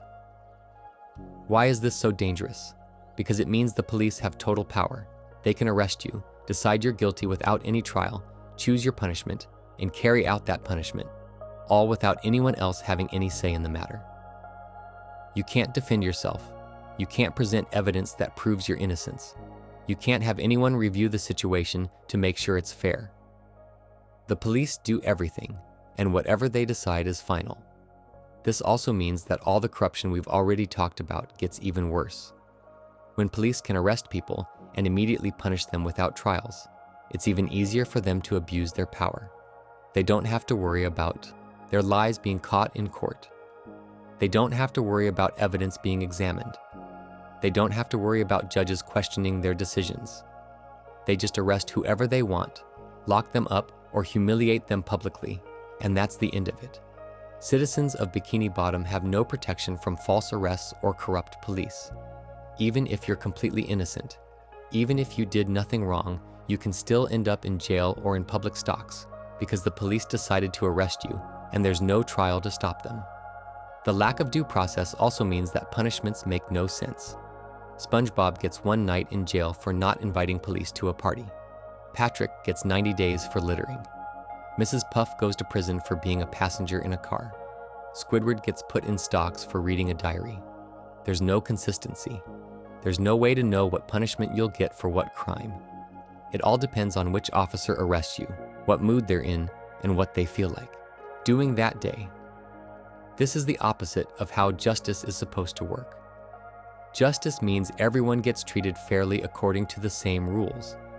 But in Bikini Bottom, there are no rules. Or if there are rules, nobody follows them. The Bikini Bottom police have created a system where arrests happen instantly, trials don't exist, punishments get decided by whoever feels like it, and evidence gets handled incorrectly. It's a system designed to give police maximum power and give citizens zero protection. Before we move on, make sure to subscribe if you're enjoying this breakdown. But even with all this power to arrest and punish whoever they want, the Bikini Bottom police somehow still manage to let actual dangerous criminals walk free. Section 9. The criminals they let go. Selective blindness. The Bikini Bottom police arrest innocent people without trials. They beat citizens with heavy objects. They accept bribes and demand special treatment. They fabricate crimes that don't exist. But here's the really incredible part. With all that power and all that corruption, they somehow still fail to catch or punish actual criminals. We've seen the police arrest Mrs. Puff for someone else's driving. We've seen them arrest Patrick for littering he didn't do. We've seen them arrest Sandy for being the victim of theft. We've seen them arrest SpongeBob for not inviting them to a party. But when it comes to people who are actually breaking real laws and causing real harm, the Bikini Bottom police either ignore them completely or let them go free. This isn't just incompetence. This is selective enforcement taken to an extreme. The police will throw you in jail for 90 days for dropping paper on the ground, but they'll let you walk free if you commit actual theft or violence. They have the time and energy to arrest people for fake crimes, but they can't be bothered to stop real criminals. Let's start with one of the clearest examples of this. The episode Life of Crime. In this episode, SpongeBob and Patrick see a balloon floating outside a store. They want the balloon. Patrick reaches up and takes it. They walk away with the balloon, playing with it and having fun. Then SpongeBob notices a sign on the store. The sign says Free Balloon Day. SpongeBob looks at the balloon, then back at the sign. He realizes the balloon was free, and it was Free Balloon Day, so taking the balloon wasn't stealing at all. It was completely legal. But SpongeBob misreads the situation. He somehow thinks they stole the balloon anyway. He convinces Patrick that they're now criminals. Both of them start panicking about being thieves. They decide they have to turn themselves into the police. They can't live with the guilt of what they think they did. So they go to the police station. SpongeBob and Patrick walk into the police station and immediately confess. They tell the officers that they stole a balloon. They explain exactly what they did. They're ready to accept whatever punishment the police give them. 2 police officers are standing there listening to this confession. They look at SpongeBob and Patrick. They think about it for a moment. Then one officer says these exact words, "It's Free Balloon Day." The officers explain that taking a balloon on Free Balloon Day isn't stealing. It's allowed. That's what free means. SpongeBob and Patrick didn't commit any crime. The officers let them go immediately. SpongeBob and Patrick walk out of the police station as free citizens. The entire process takes maybe 30 seconds. Now, on the surface, this seems like the police did the right thing. SpongeBob and Patrick didn't actually commit a crime, so the police didn't arrest them. That's how it should work, right? But think about how fast this happened. 2 people walk into a police station and confess to theft.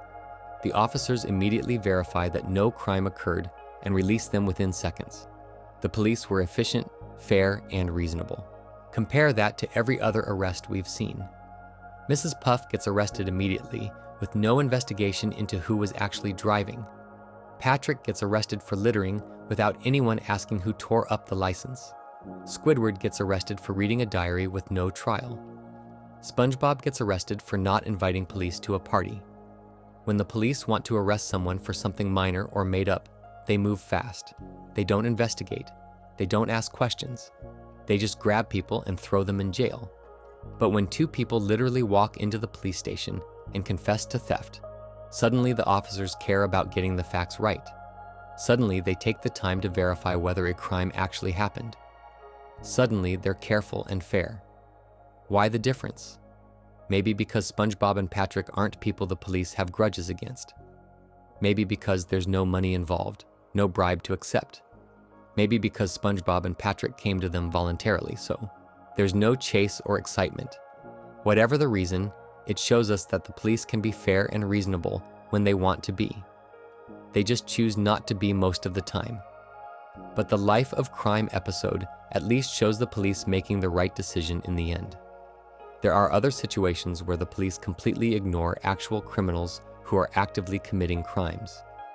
We already talked about the episode Someone's in the Kitchen with Sandy, but let's look at it again from this angle.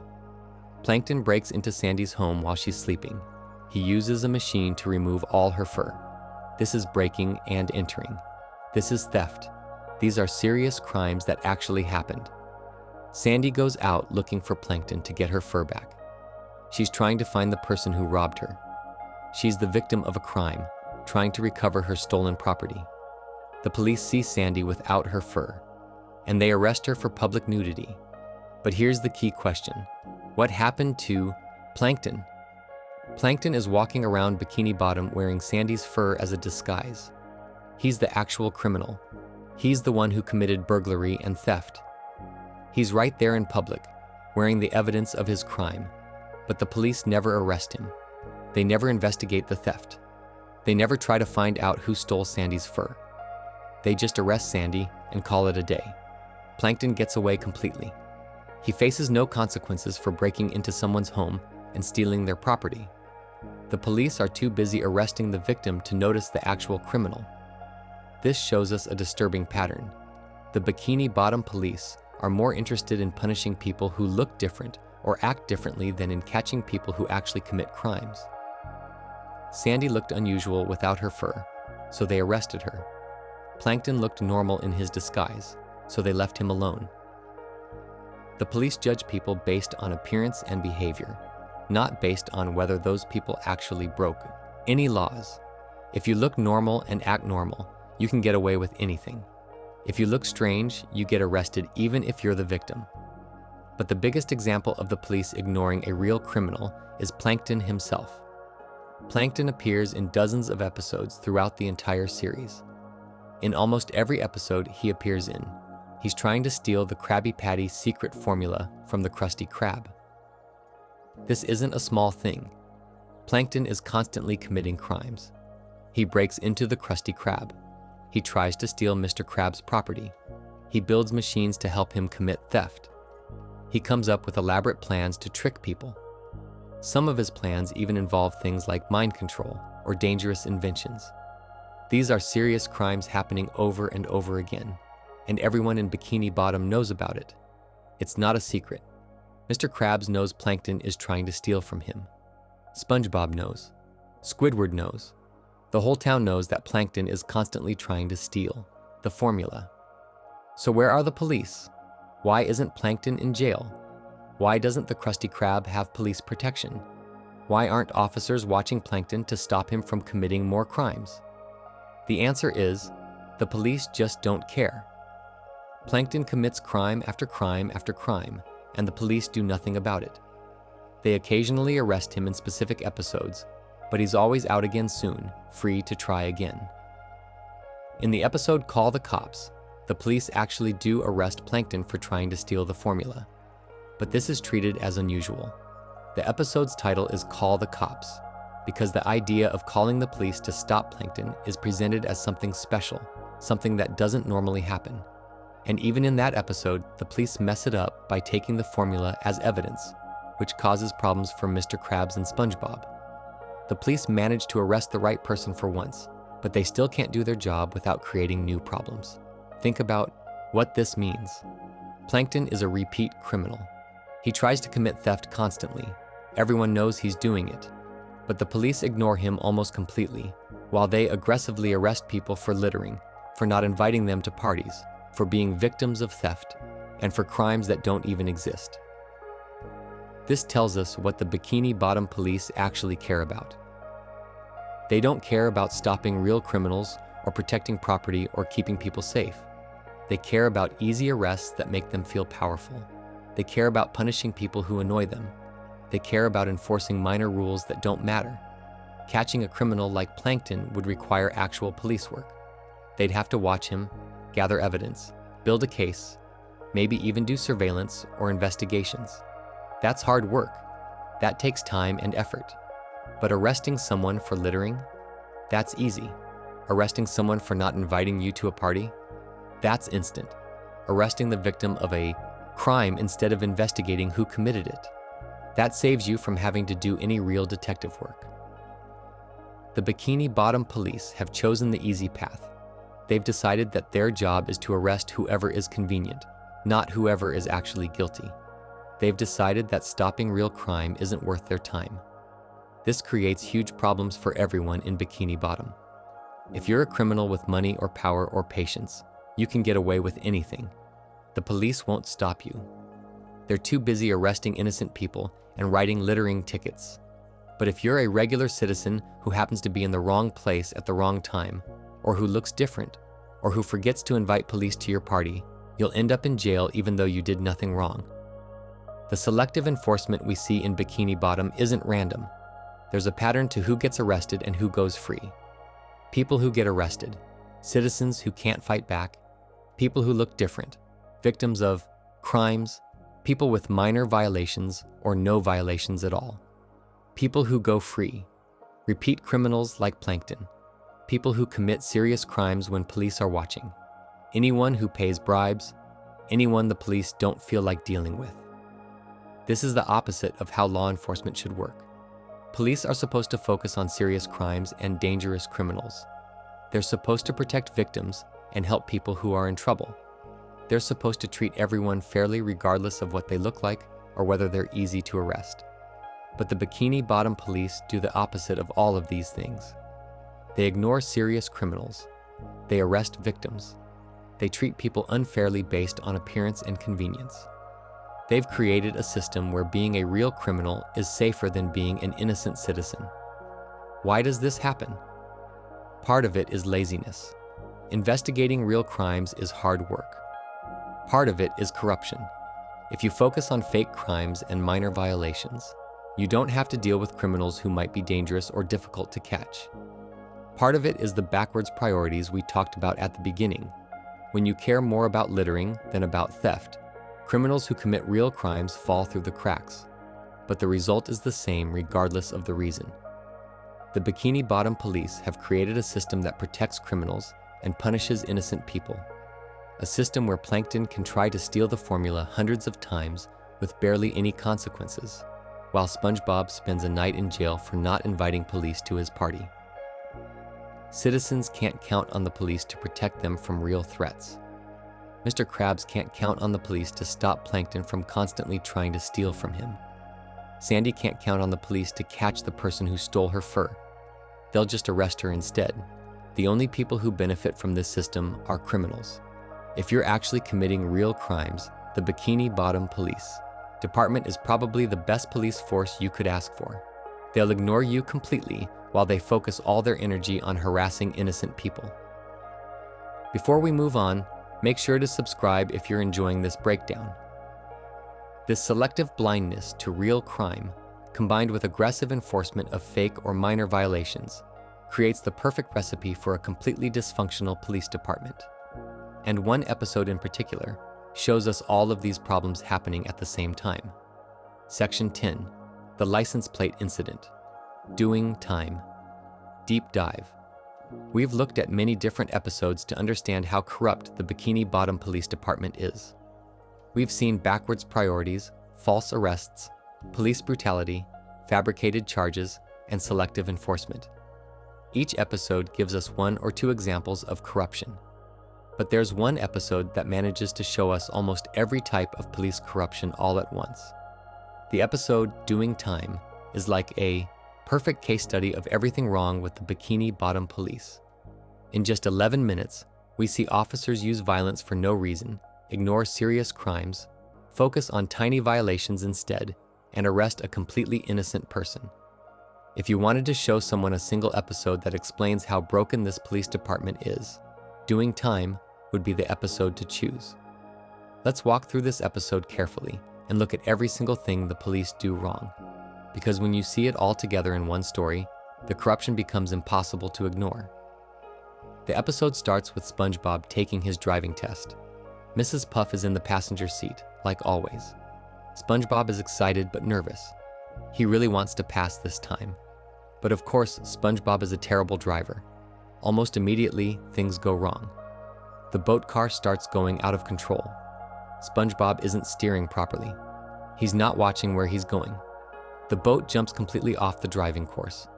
The boat crashes through the boating school sign, destroying it. The sign breaks into pieces.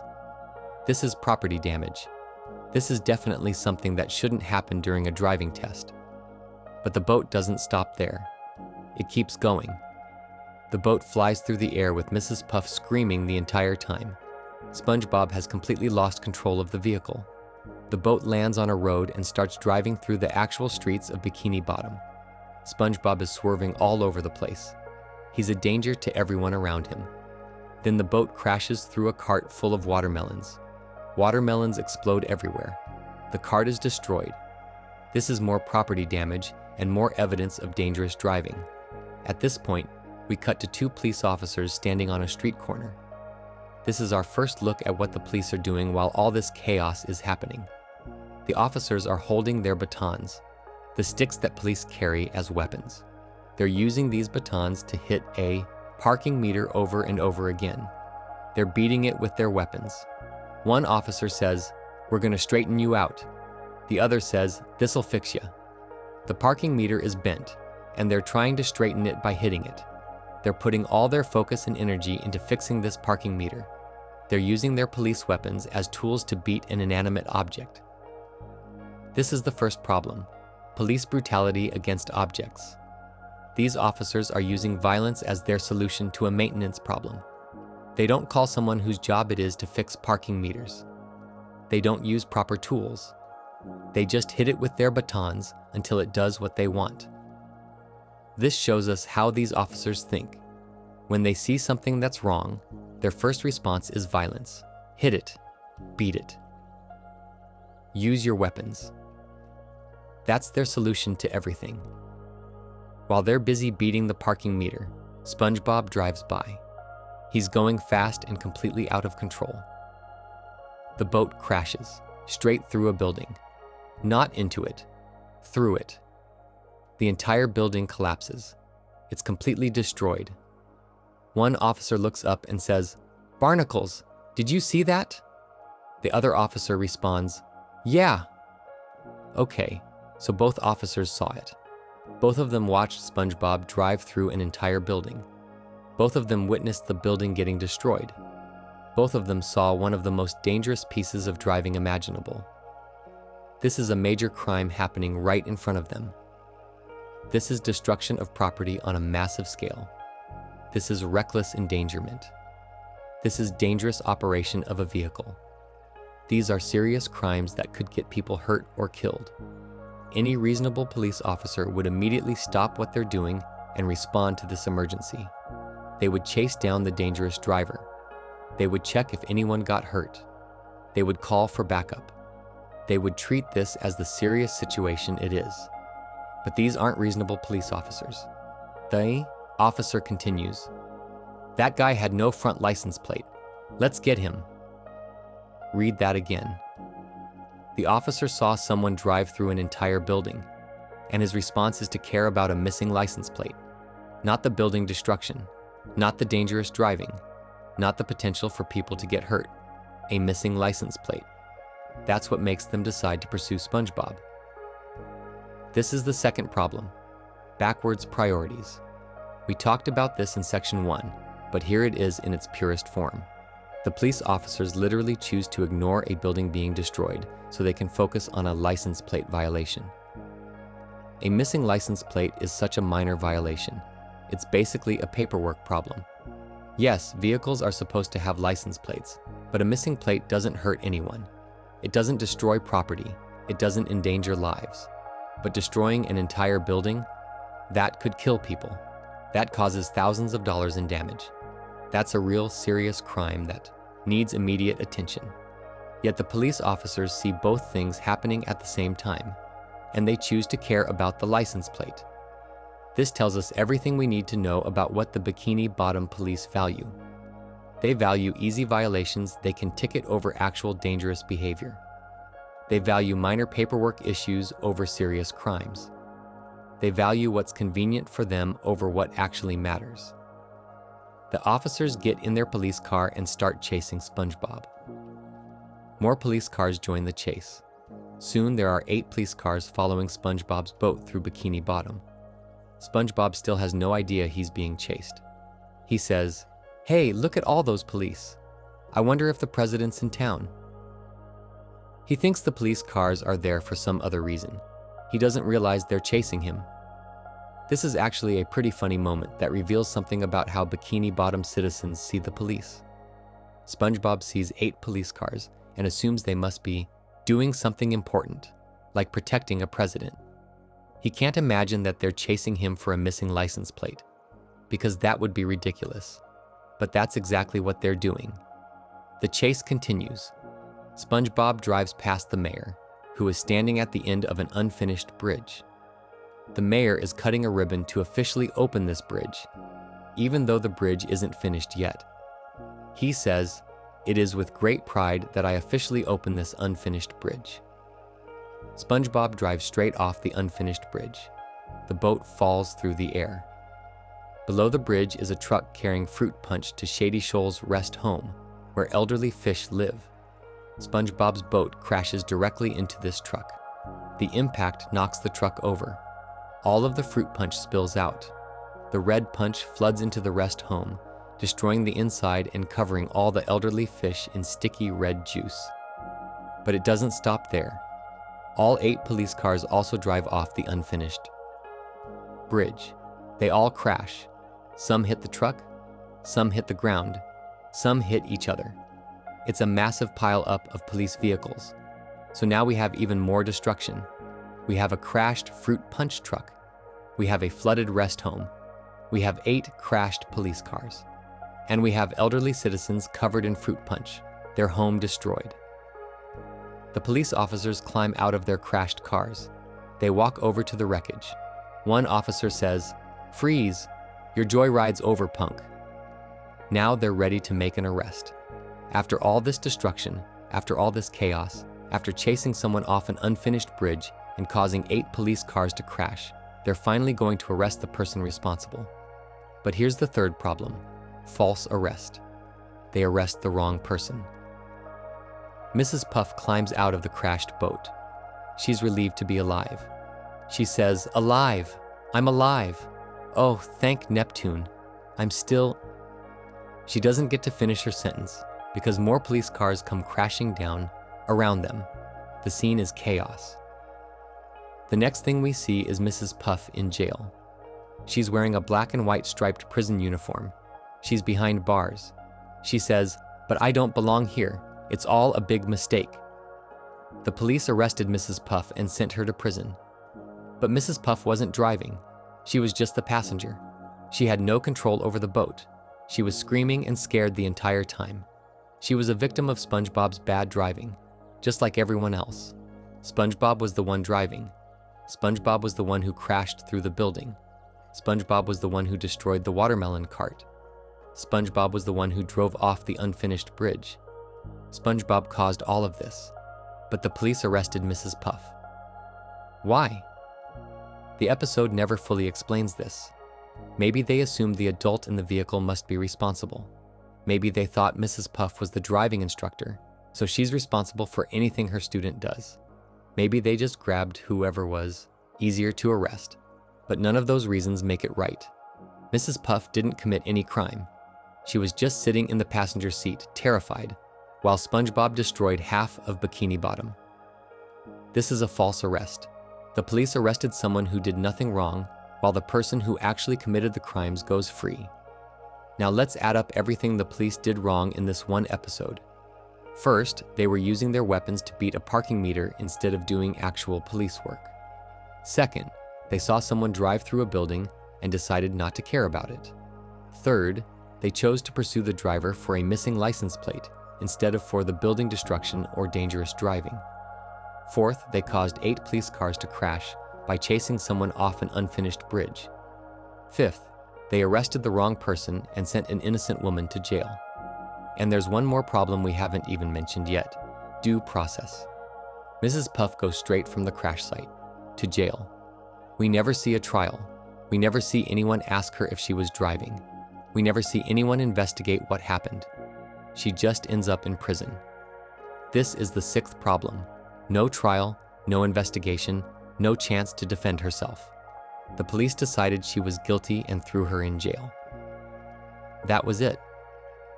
Now, the episode does show us that much of Mrs. Puff's time in jail is actually a dream or hallucination.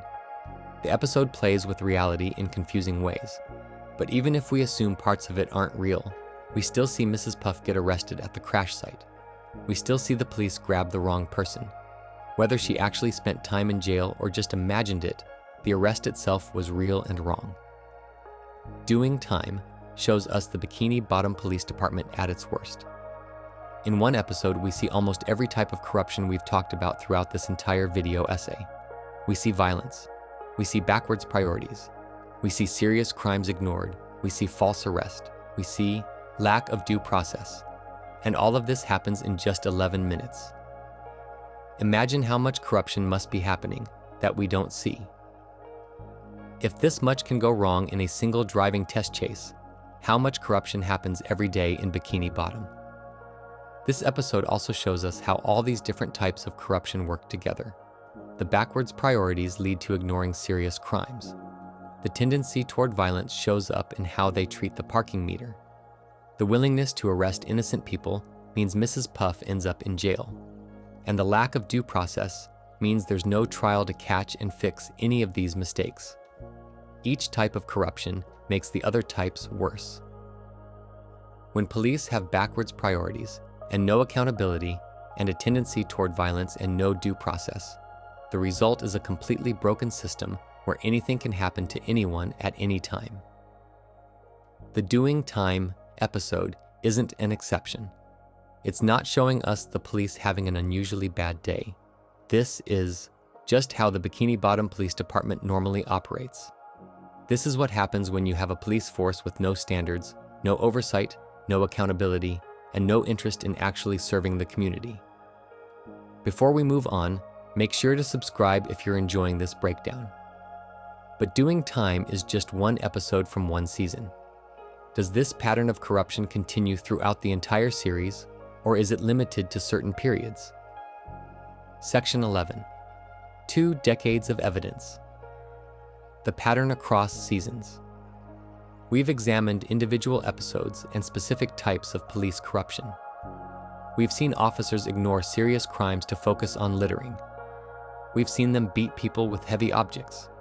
We've seen them arrest innocent victims while letting criminals go free.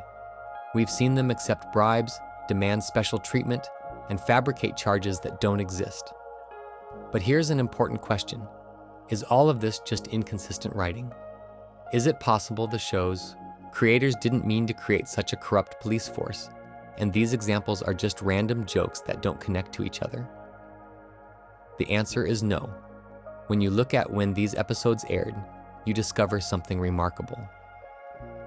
The corruption isn't limited to one season or one period of the show.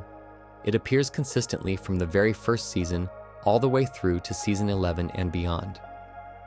This pattern has been running for over 2 decades of SpongeBob episodes. This isn't accidental. This is a deliberate, sustained portrayal of police corruption that has been part of SpongeBob SquarePants since the beginning. Let's start at the very beginning of the series. Season 1 of SpongeBob SquarePants aired starting in 1999. The show was brand new.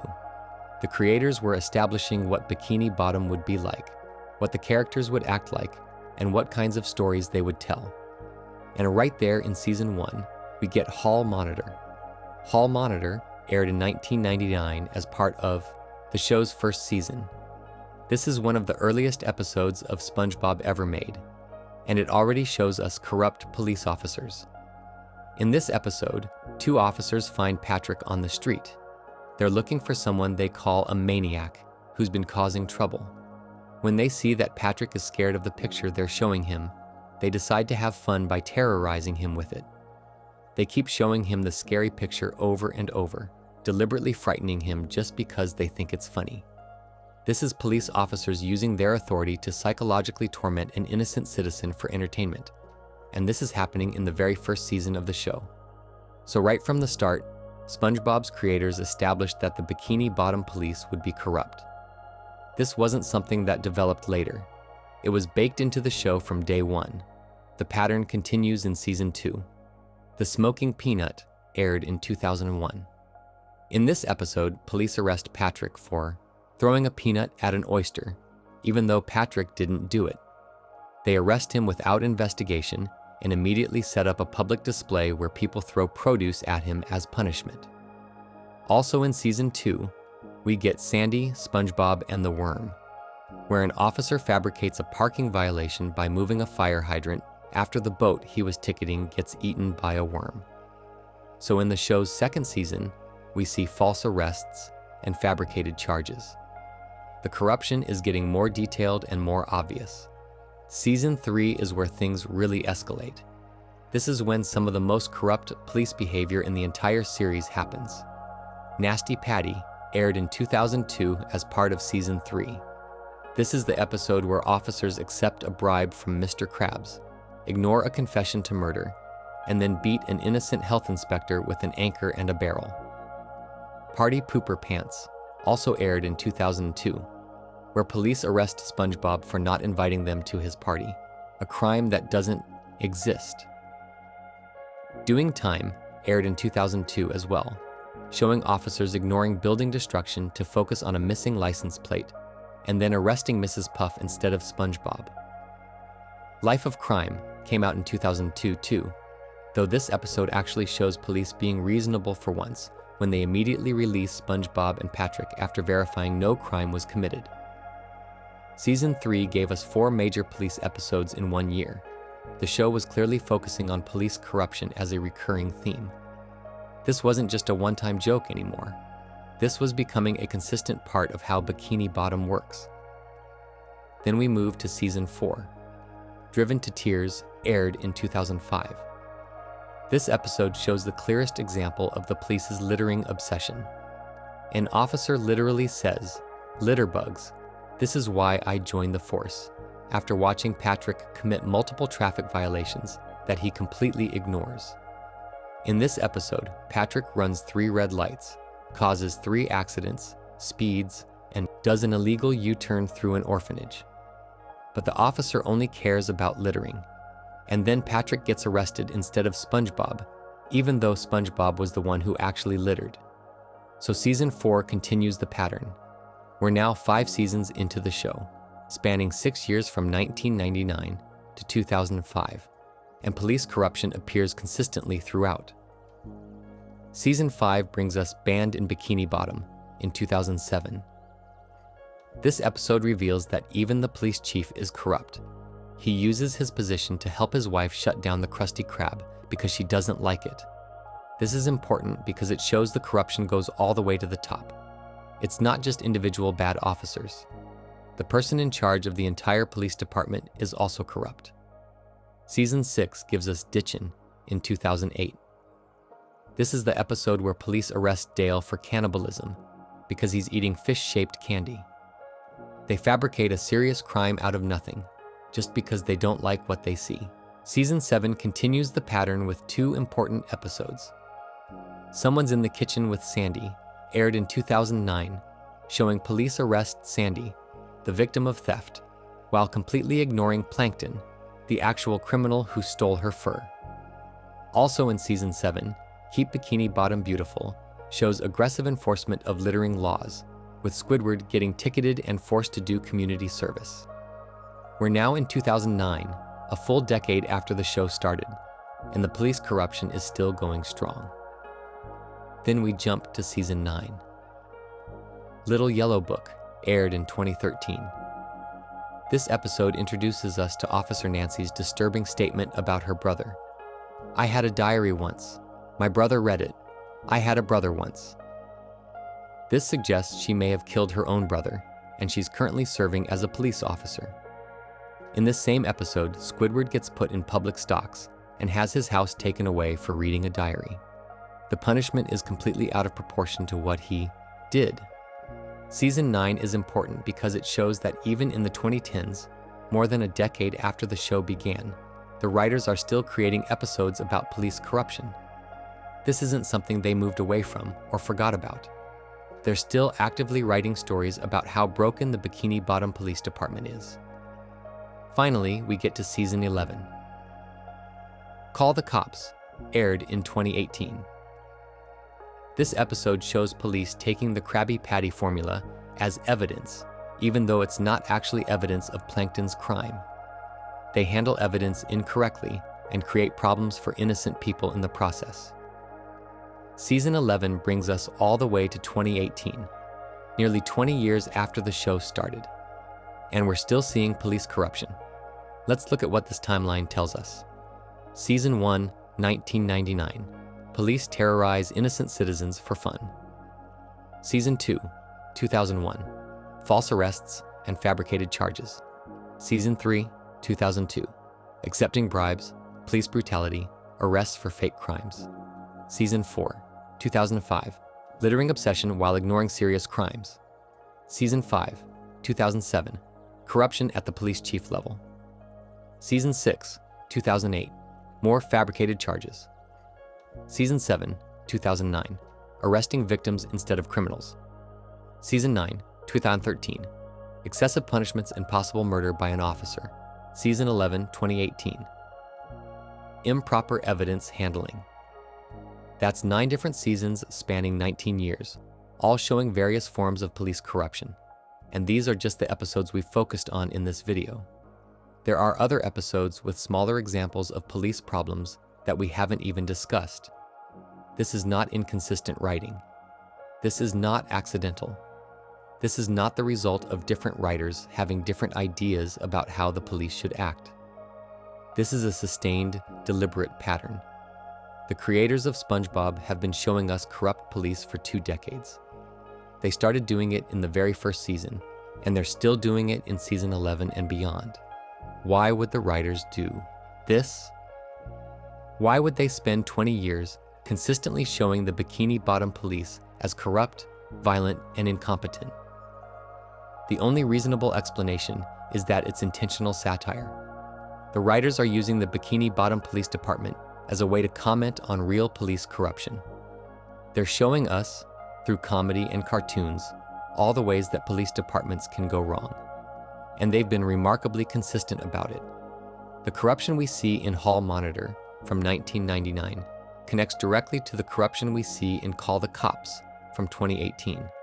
Officers ignore serious crimes in Season 3's Nasty Patty, just like they ignore serious crimes in Season 4's Driven to Tears. The backwards priorities stay backwards. The violence stays violent. The false arrests keep happening.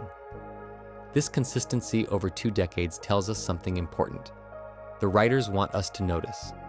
They're not hiding the corruption or pretending it's not there. They're showing it to us over and over again in episode after episode, season after season, year after year. If the police corruption was just random comedy with no deeper meaning, it wouldn't be this consistent. Different writers over different years would portray the police in different ways. Some episodes would show competent police, some would show corrupt police, and there'd be no pattern. But that's not what we see. We see the same types of corruption appearing consistently throughout the entire run of the show. We see the same backwards priorities. We see the same tendency toward violence. We see the same willingness to arrest innocent people. We see the same acceptance of bribes and demands for special treatment. The Bikini Bottom Police Department is consistently corrupt across every season because the writers want it to be consistently corrupt. They're making a point. They're showing us a police force that has every possible problem a police force can have, and they're doing it in ways that are funny on the surface, but disturbing when you really think about them. And here's something else to consider. SpongeBob SquarePants is one of the most successful and long-running animated shows in television history. It's been on the air for over 2 decades. Millions of people have watched it. Children who watched the first episodes in 1999 are now adults with children of their own. This means that multiple generations have been exposed to this portrayal of corrupt police. Kids watching Hall Monitor in 1999 saw police terrorizing Patrick. Kids watching Little Yellow Book in 2013 saw Officer Nancy suggesting she murdered her brother. Kids watching Call the Cops in 2018 saw police handling evidence incorrectly. Whether they consciously noticed it or not, all these viewers have seen countless examples of police doing things wrong. They've seen officers ignore serious crimes to focus on tiny violations. They've seen police arrest innocent people. They've seen officers accept bribes and use violence. The pattern across seasons proves this is intentional. When you show the same types of corruption consistently for 20 years, you're not just making random jokes. You're creating a sustained critique. The Bikini Bottom Police Department isn't just a funny cartoon police force. It's a systematic examination of everything that can go wrong when police have too much power and not enough accountability. It's a demonstration of how corruption spreads when it starts at the top. It's an illustration of what happens when officers care more about easy arrests than about actual justice. And the writers have been showing us this for 2 decades, from the very first season to season 11 and beyond. They've given us dozens of examples across multiple types of corruption, all fitting together into one consistent pattern. Before we move on, make sure to subscribe if you're enjoying this breakdown. This pattern raises a crucial question. If SpongeBob has been showing us police corruption for 20 years, what is that telling us about real police corruption in our world? Section 12. Why it matters. What SpongeBob says about real police. We've spent 11 sections analyzing the Bikini Bottom Police Department. We've looked at their backwards priorities, their violence, their corruption, their false arrests, and their willingness to let real criminals go free. We've examined individual episodes and tracked patterns across 20 years of the show. But here's an important thing to remember. SpongeBob SquarePants is a cartoon. Bikini Bottom isn't real. These police officers are animated characters. None of this actually happened. So why does any of this matter? Why spend so much time analyzing how corrupt a fictional police department is? The answer is simple. Satire matters. When writers create fictional stories that mirror real problems, those stories help us understand and talk about those real problems. And SpongeBob's portrayal of police, corruption mirrors real issues with real police departments in ways that are hard to ignore. The show uses comedy and cartoon characters to show us things that would be too uncomfortable or controversial to show directly. By making it funny and setting it underwater with talking sea creatures, the writers can point out serious problems without seeming like they're lecturing or taking political sides. But the problems they're showing are very real. Let's start with the backwards priorities we saw throughout the series. Remember how Bikini Bottom Police ignore serious crimes to focus on minor violations? Remember the officer who said catching litter bugs is why he joined the force, even as he watched Patrick commit multiple traffic violations? This mirrors a real phenomenon. In the real world, some police departments focus heavily on writing tickets for minor violations because those tickets bring in money. Cities sometimes depend on traffic tickets and parking fines to help pay for their budgets. This creates pressure on police to write more tickets, even if it means spending less time on serious crimes. There's also something called broken windows policing, where police focus very heavily on small crimes like littering or graffiti, based on a theory that stopping small crimes prevents bigger ones. But critics point out this often leads to exactly what we see in SpongeBob: police spending all their time on tiny violations while serious crimes get ignored. When SpongeBob shows us officers chasing someone for a missing license plate while ignoring building destruction, it's an exaggerated cartoon version of this real problem. The cartoon makes it obvious how ridiculous these priorities are. Now let's talk about selective enforcement, the pattern where police arrest some people but let others go free for the same or worse behavior. In SpongeBob, we see innocent people arrested while repeat criminals like Plankton walk free.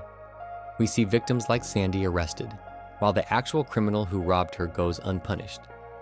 This reflects real concerns about how police enforce laws differently for different people. Studies have shown that people sometimes get arrested or not arrested based on factors that have nothing to do with what crime they committed. Wealth matters. People with money for good lawyers often face fewer consequences. Appearance matters. People who look suspicious to officers might get arrested, while people who look normal get warnings. The show demonstrates this through Sandy getting arrested for being the victim of theft, just because she looked different without her fur. Through Patrick getting arrested for crimes he didn't commit. Through Plankton committing crimes constantly, but rarely facing real consequences. These cartoon examples help us see how wrong it is when real police do the same thing. Then there's the issue of accountability, or the lack of it. Throughout SpongeBob, we never see officers face consequences for doing things wrong. They beat people, accept bribes, make false arrests, and nothing happens to them. They just keep being police officers. In the real world, this is called qualified immunity and lack of oversight. When police officers do something wrong, it's often very difficult to hold them accountable. There are special protections that make it hard to sue officers or charge them with crimes, even when they clearly did something they shouldn't have. The show illustrates this by showing us officer after officer committing obvious corruption with zero consequences. Officer Nancy possibly murdered her brother, and she's still a cop. Officers beat a health inspector with heavy objects, and they just sit down to eat burgers. The police chief uses his position to help his wife shut down a business, and nobody stops him. This exaggerated lack of consequences in the cartoon mirrors real frustrations about how hard it is to hold police accountable in real life. fabricated charges are another connection between the show and reality. Remember the officer moving a fire hydrant to create a fake parking violation? Remember SpongeBob getting arrested for not inviting police to his party, even though that's not a crime? In the real world, there are documented cases of police planting evidence, lying in reports, or stretching the definition of crimes to arrest people they want to arrest. The technical term is testifying, when police lie in testimony, and it's a known problem in some departments.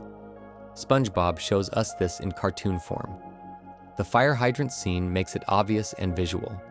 We can see the officer creating a fake violation with our own eyes. This helps us understand what it means when we hear about police fabricating charges in real life.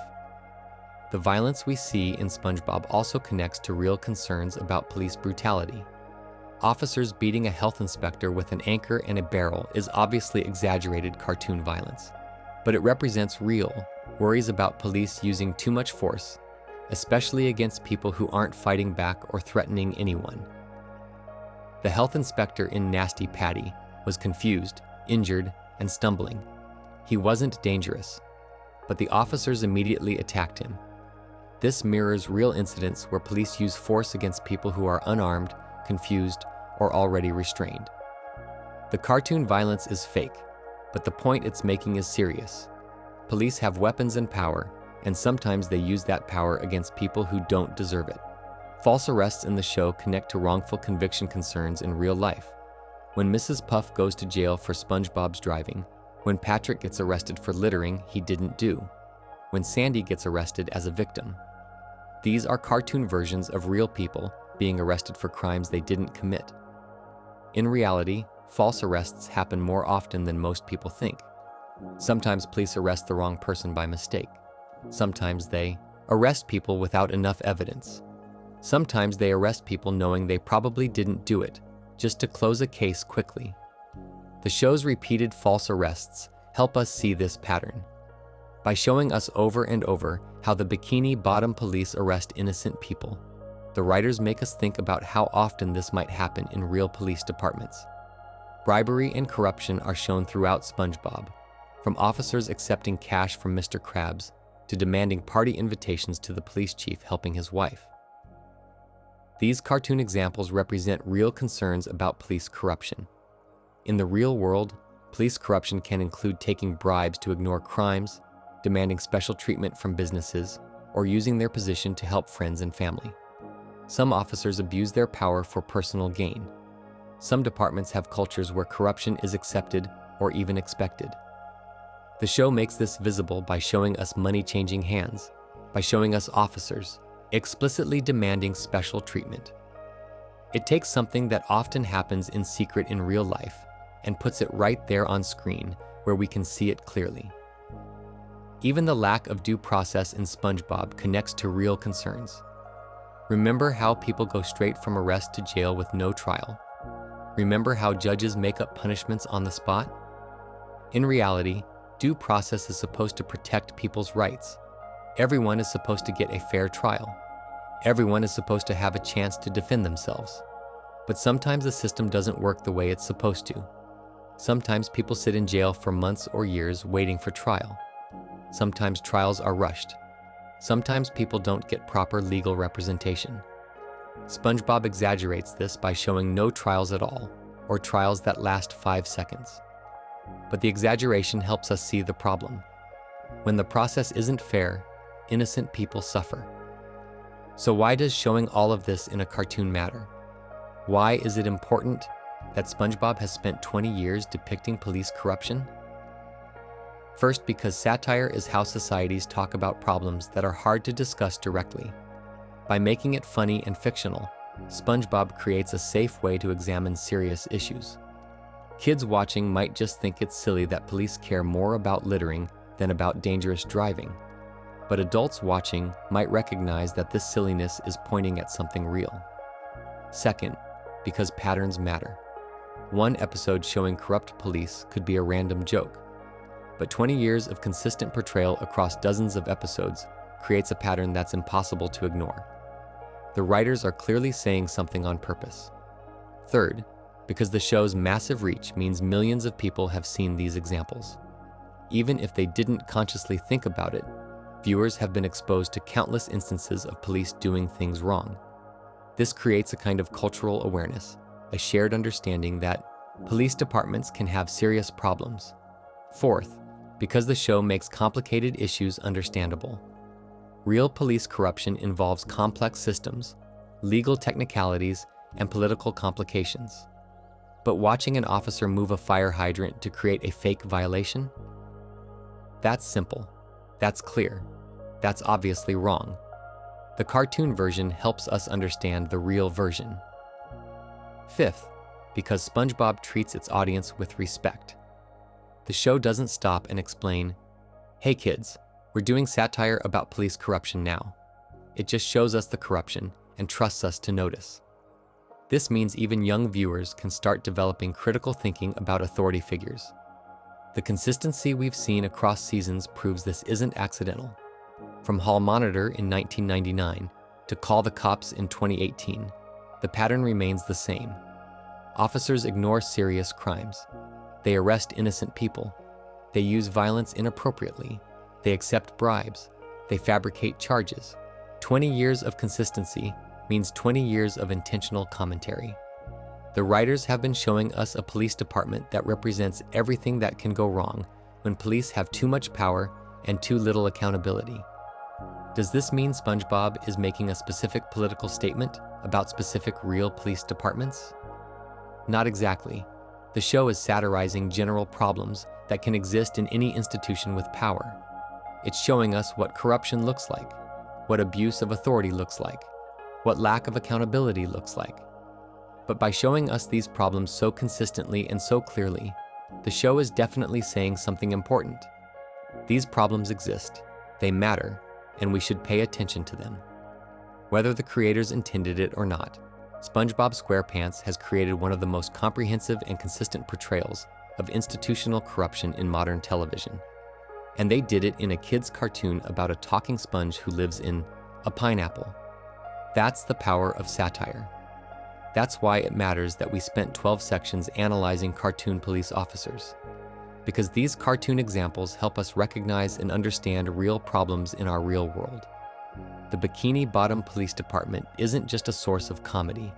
It's a mirror held up to real institutions, showing us what happens when power goes unchecked, when priorities get backwards, when corruption becomes normal, and when nobody holds the people in charge accountable for their actions. And that's a lesson worth learning, even from a cartoon. Conclusion. So are the Bikini Bottom police corrupt? After looking at the evidence from over a dozen episodes across 20 years, the answer is absolutely yes. We started by examining their backwards priorities, how they obsess over littering and missing license plates, while ignoring people driving through buildings and causing massive destruction. We saw them commit crimes themselves in Nasty Patty, accepting bribes and beating an innocent health inspector with heavy objects. We watched them arrest victim after victim, from Mrs. Puff to Sandy to Patrick, while the people who actually committed crimes walked free. We discovered they fabricate charges, making up violations that don't exist and arresting people for things that aren't even crimes. We met Officer Nancy, who may have murdered her own brother and now uses her badge to settle personal scores. We saw the corruption reach all the way to the police chief, who helps his wife shut down businesses she doesn't like. We documented their violence, from beating parking meters with batons to terrorizing innocent citizens for entertainment. We found that trials don't exist in Bikini Bottom, that punishments get made up on the spot, and that nobody's rights are ever protected. We saw how actual criminals like Plankton commit crime after crime while the police ignore them completely. And we realized that all of this has been happening consistently since the show's very first season in 1999, continuing through 2018 and beyond. This isn't random. This isn't accidental. This is deliberate satire that's been running for 2 decades. The Bikini Bottom Police Department represents everything that can go wrong when police have unlimited power and zero accountability. They've created a system where being innocent doesn't protect you, where following the rules doesn't keep you safe, and where the people who are supposed to help you are actually the ones most likely to hurt you. Whether SpongeBob's creators intended it or not, they've given us one of television's most complete portraits of institutional corruption. They've shown us what happens when priorities get backwards, when violence becomes normal, when corruption spreads from the top down, and when nobody ever faces consequences for doing wrong. And they did it all in a cartoon that millions of people have watched for over 20 years. That matters, because these cartoon examples help us recognize real problems. They help us understand what corruption looks like, what abuse of power means, and why accountability is so important. The Bikini Bottom police aren't just funny. They're a warning about what happens when power goes unchecked. And that's a lesson worth remembering, even if it comes from a talking sponge who lives in a pineapple under the sea. If you enjoyed the video, make sure to subscribe, and I'll see you in the next video.